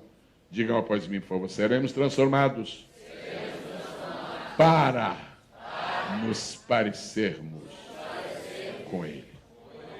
Mas por que seremos transformados? Me diga uma coisa. Alguém tem um parente com 90 anos? O senhor? É seu avô? Sua tia. Como é que está ela? Robusta, forte, atlética? Não, está assim, né? Assim. Eu estou falando à vontade, porque minha mãe tem 89 anos e a lucidez plena. Mas, meu filho, olha para as minhas pernas. Daqui a 5 minutos, ora também pela minha vista. Diz, meu filho, não, ora também pela minha coluna. O que é que o senhor acha se sua tia chegasse a viver 200 anos? 200 anos, irmã. Maravilha de Deus. Com 80 ela está como está. Com 200.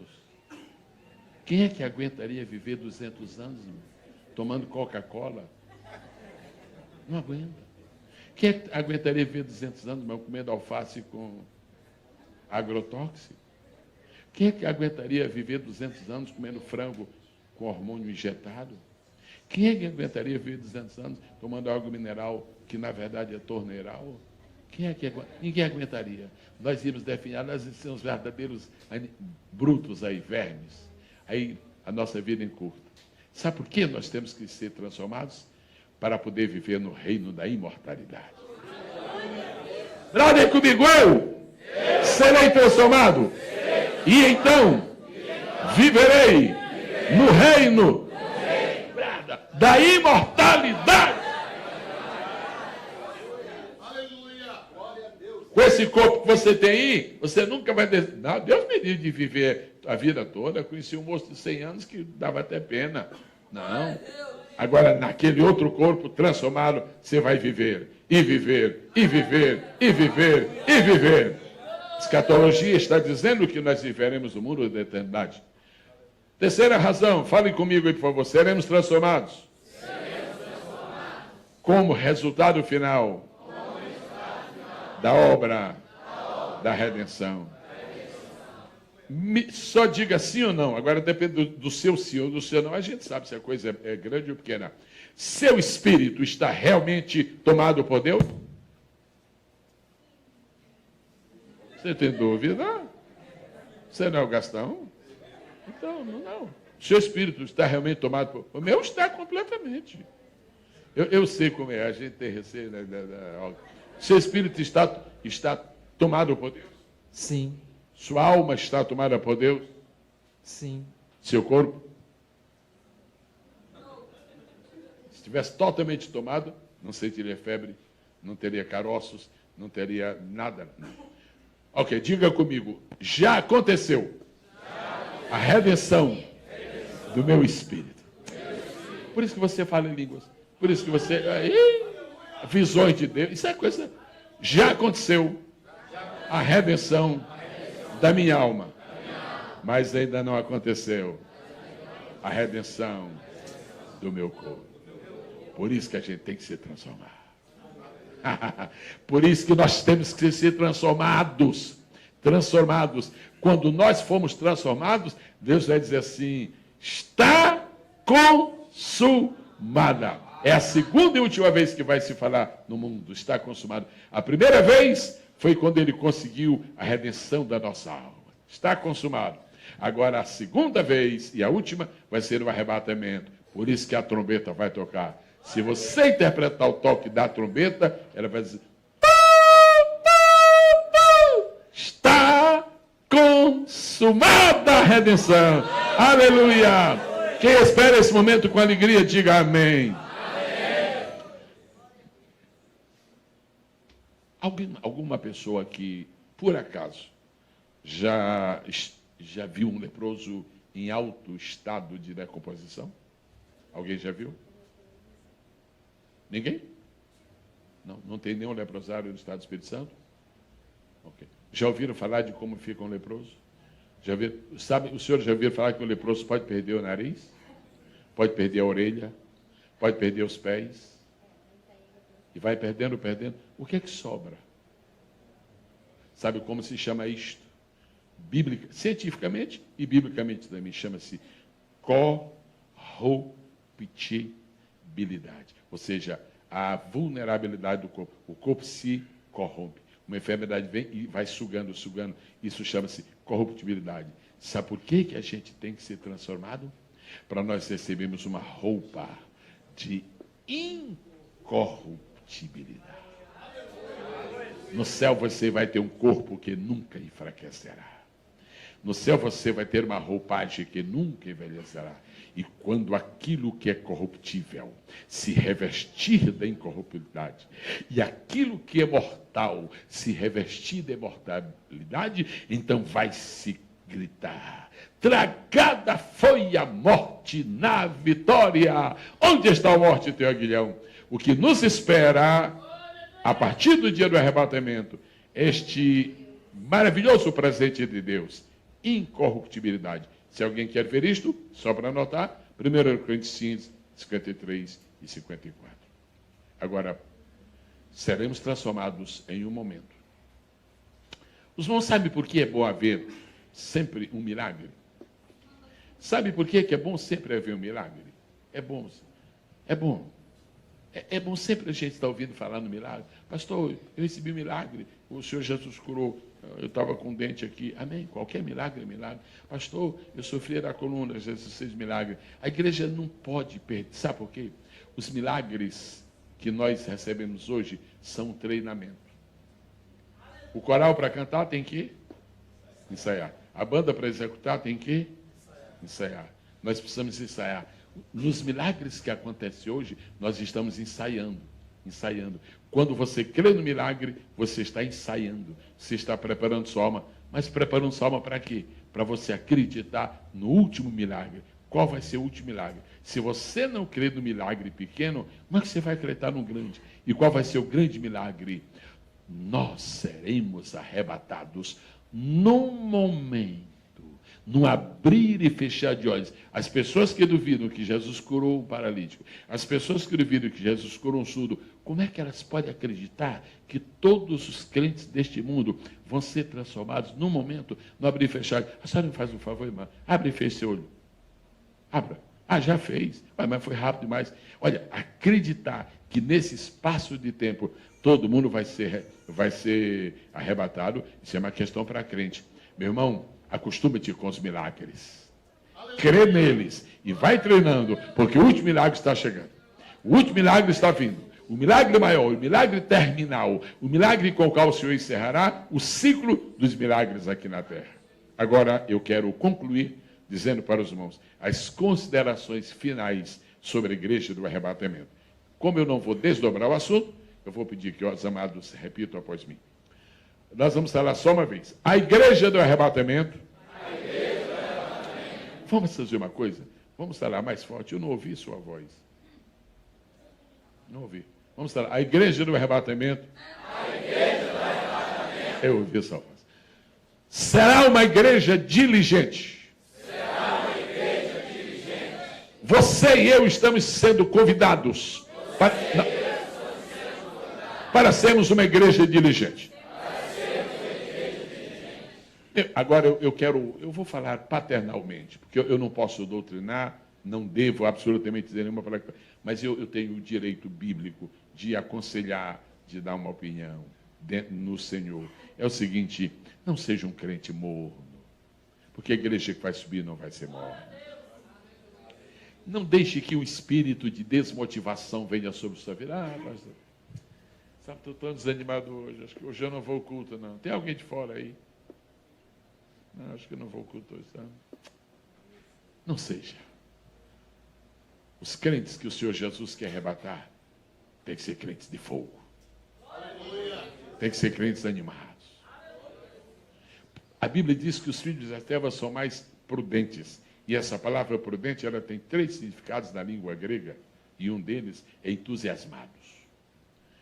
É uma coisa lamentável quando os filhos das trevas são mais entusiasmados do que os filhos da luz.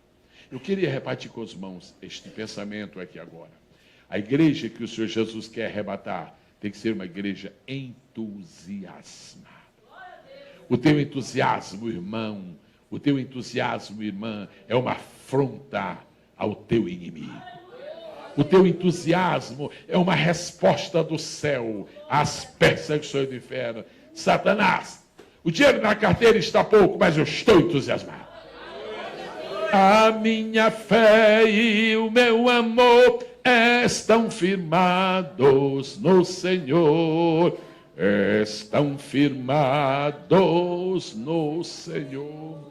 Eu quero que você compreenda esta noite, as nossas aflições são menores do que a nossa fé. A nossa fé é maior do que os nossos problemas.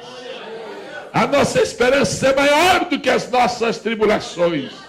Povo de Deus, nós temos futuro. E o nosso futuro é promissor. Temos que ser uma igreja diligente. Temos que ser uma igreja entusiasmada.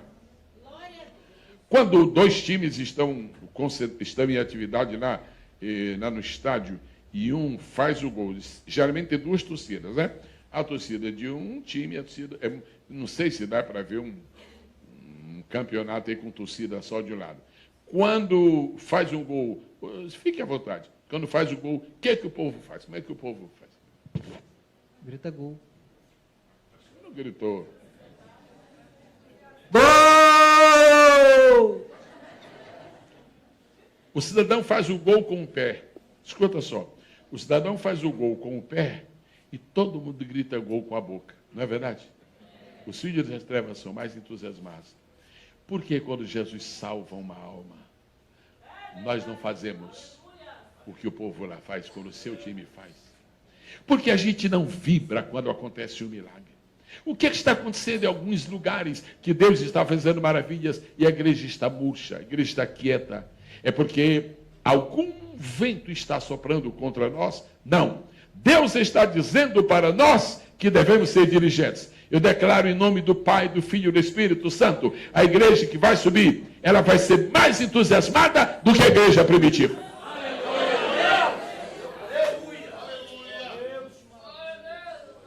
O que é que nós vamos fazer lá no céu? Respondam só sim ou não. Não diga amém, porque eu me desoriento. O que nós vamos fazer no céu? Muito bem. Comprar e vender? Não. Casar? Não. Trabalhar no pesado? Não. Cantar? Sim. Louvar? Sim. Adorar? Sim. Glorificar a Deus? Sim. Então é melhor a gente já ir treinando por aqui. Como é que certas pessoas... Eu fico pensando que certas pessoas no céu vão se sentir. Que isso? Rapaz, o pessoal da glória é muito alto. No céu não tem lugar para isso. Quando eu estou numa reunião como esta, em que eu vejo o povo glorificar a Deus, sabe a impressão que eu tenho? É que esse povo está se preparando para morar no céu.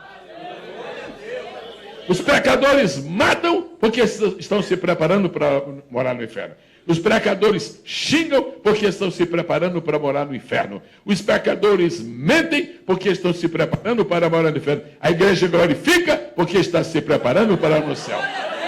A igreja tem entusiasmo porque está se preparando para morar no céu. Comece a treinar em fazer tudo que você vai morar no céu, porque o dia está chegando. Não espere para ensaiar no céu, ensaia aqui agora, ensaia na terra. Oh, aleluia, aleluia, aleluia, aleluia, aleluia. Eu não quero dizer para você quantos anos que eu tenho, porque você não me perguntou. Também não vou ficar fazendo propaganda. Eu vou dizer uma coisa, eu estou com uma vontade tremenda de glorificar a Deus. Porque é isso que eu vou fazer no céu. É isso que eu vou ficar orando, eu vou ficar clamando, eu vou ficar gritando, eu vou ficar servindo, eu vou ficar adorando ao Senhor eternamente. Então eu tenho que treinar em fazer isso aqui na terra. Qual é o perfil da igreja do arrebatamento? É uma igreja adoradora. Quando eu cheguei aqui, eu estava observando mesmo dali o entusiasmo, não sei qual era o irmão que estava aqui no comando do louvor. Quem era?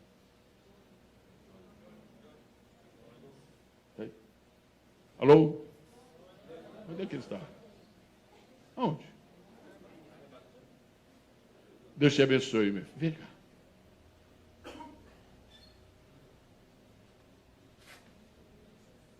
O que eu vou falar não tem nenhum texto bíblico, mas eu vou falar com você. Quando eu morava... Deus te abençoe. Você é o... Qual é? Johnny Soares. Muito bem, glória a Deus. Quando eu morava em Boston, um fiel servo de Deus, eu o conheço, dou o testemunho dele, uma pessoa sensata. Ele estava uma noite orando, orou, e lá pela madrugada ele teve um arrebatamento. E Deus o levou lá em cima. Uma coisa muito bonita. É um homem de extrema confiança. Quando ele estava lá, Soares, Deus deu para ele a permissão de ele conhecer algumas coisas do futuro. E de repente ele foi levado por um ser celestial, só pode ser um anjo, isso. Você está bom. E ele viu uma mesa enorme. Ao mesmo tempo que era enorme, ela fazia assim. Ele via uma multidão incalculável na mesa, assim, e ao mesmo tempo... Ok. E ele queria perguntar, Ele perguntou isso. O que é isto aqui? Isso aqui eu estou te permitindo ter uma visão do que vai ser, do que vão ser as bodas do Cordeiro. Ele olhou aquela mesa grande e ele viu que Jesus estava sentado à cabeceira da mesa. Como não podia deixar de ser? Ao lado de Jesus estava o homem que ele não conhecia. Ele disse, quem está ao lado dele? Só tinha um ao lado dele. Ele disse, quem é esse? Então o ser celeste disse, esse é João Batista. Ele disse, bateu, está na Bíblia. Jesus disse que João Batista é o convidado dele. Convidado para quê? Para aquele momento. Porque João Batista não é nem do velho nem do novo. Nasceu no novo, mas era profeta do velho. É profeta do velho, mas viveu antes de Jesus. Que coisa bonita. Aí ele esteve olhando para a multidão. E o anjo disse, eu vou só te explicar uma coisa. Olha para os que estão deste lado. Ele olhou. Você sabe quais são os que estão mais perto do Senhor? Disse, não. Ele disse assim, os que estão mais perto do Senhor deste lado são os adoradores. Todo adorador tem um lugar de honra na casa dele. A razão porque a criança derrama o leite e quebra a xícara na hora de vir para o culto é para você ficar triste e chega aqui e não adorar. A razão porque na hora de vir para o culto você já está 5 minutos atrasado, quando vai ver o pneu está furado, é para você vir murmurando, chega aqui e não adorar. Vença tudo e adore. Sabe por quê? Porque você vai ter um lugar de honra lá em cima. Aí ele ficou curioso e esperou. E agora, os que estão do outro lado da mesa, mais perto do Senhor, são aqueles que mais almas ganharam para o Senhor. Deus seja contigo. Nunca percas o espírito de adorador.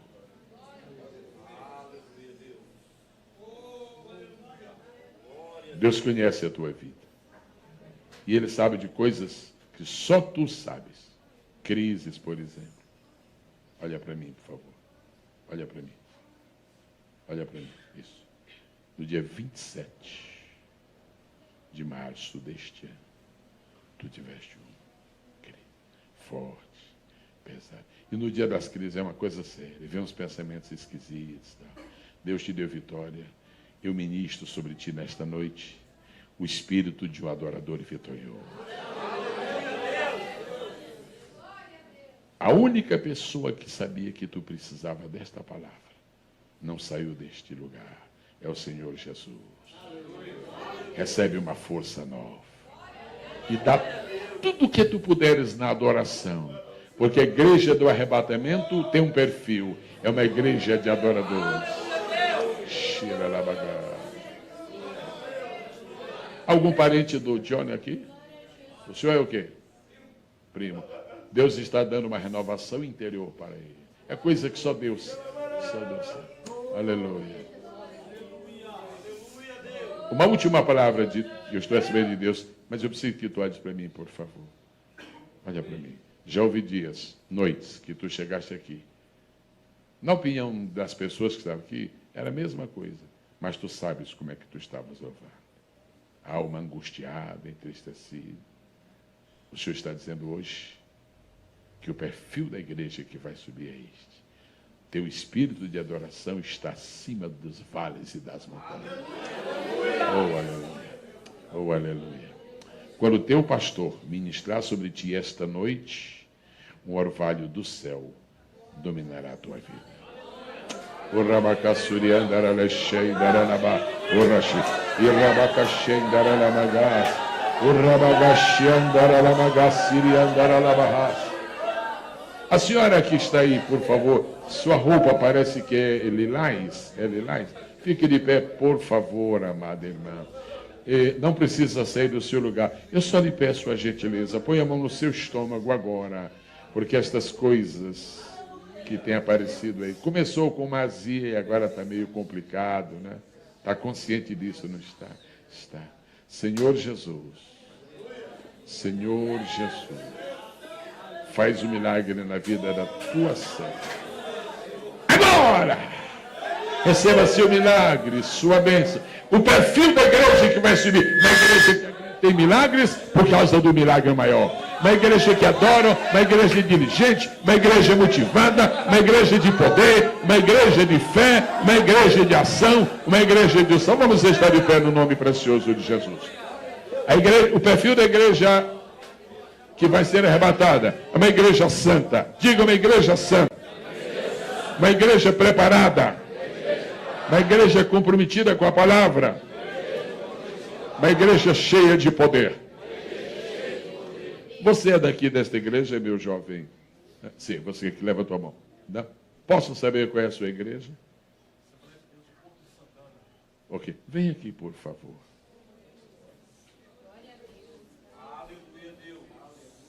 Muito bem, Deus está te olhando, está te acompanhando, Ele conhece a tua vida, sabe tudo.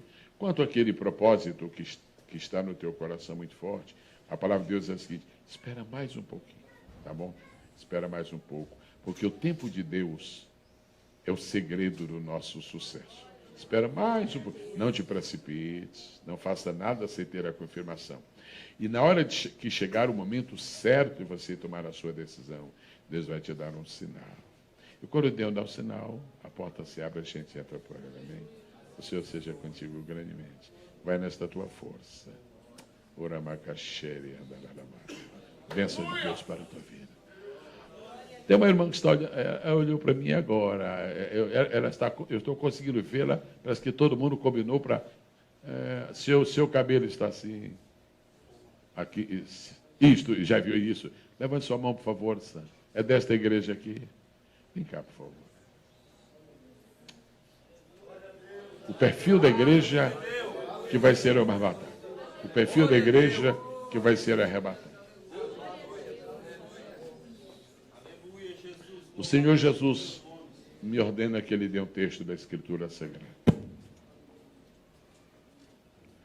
Não estejais ansiosos por coisa alguma. Deixa Deus acabar essa ansiedade. Descanse no Senhor. Quem põe ordem em todas as coisas é Deus. Quem cuida dos nossos familiares. Quem cuida dos nossos familiares. Quem cuida dos nossos familiares. E põe ordem em cada coisa, nos dá vitória. Não é a senhora. Não fique agitado. Fique calmo. Descanse. Sua esposa, por favor. Sua esposa. Descanse no Senhor. Jesus nos já lhe prometeu vitória. Então, para que essa ansiedade? Levante a mão direita, por favor. Jesus, eu vou descansar em Ti. Jesus, estou começando a descansar em Ti. Tira esse fardo. Está muito pesado. Tira esse fardo. Tira esse fardo. Glorifica a Deus, igreja. Quando a senhora abraçá-la, a senhora vai acontecer uma coisa, não é nada, viu? É porque está saindo a carga, viu? Por favor. Aleluia. Oh, Deus. Isso. Oh, Deus. Oh, Deus. Oh, Deus. Oh, Deus. Este irmão de azul aí, vem. Você é daqui? Sim? Não, vem aqui, por favor. Oramagassurishi andarama. Aleluia. Só um minutinho antes. A senhora me faz um favor antes dele, que seu caso é emergência, a senhora aí. Põe a mão para trás no seu rim esquerdo, por favor. Ok? Jesus, compadece-te da tua filha. Jesus, compadece-te da tua filha. Deus está pondo as coisas no lugar, viu, irmã? Deus está pondo. Quantas pessoas pensam que milagre é uma coisa assim, espantosa, sensacional? Que isso? Virtude não é barulho. Barulho, irmão? Lata vazia também faz. Receba de Deus a bênção, irmão. Aleluia. Agora aperte o seu rim esquerdo, aperte. Porque é a fonte desses incômodos.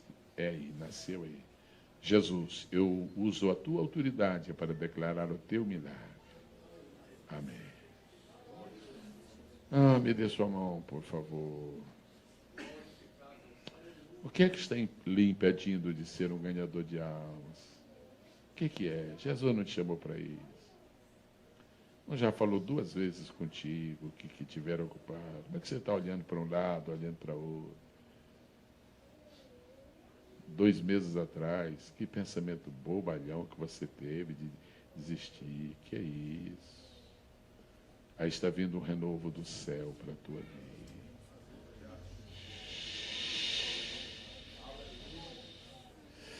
E pastor Marcelo, olha como Deus está entrando aqui em cena. Ministra sobre ele aqui, pastor Marcelo. Está uma coisa tremenda aí. Está tremendo aí. Está forte, está grande.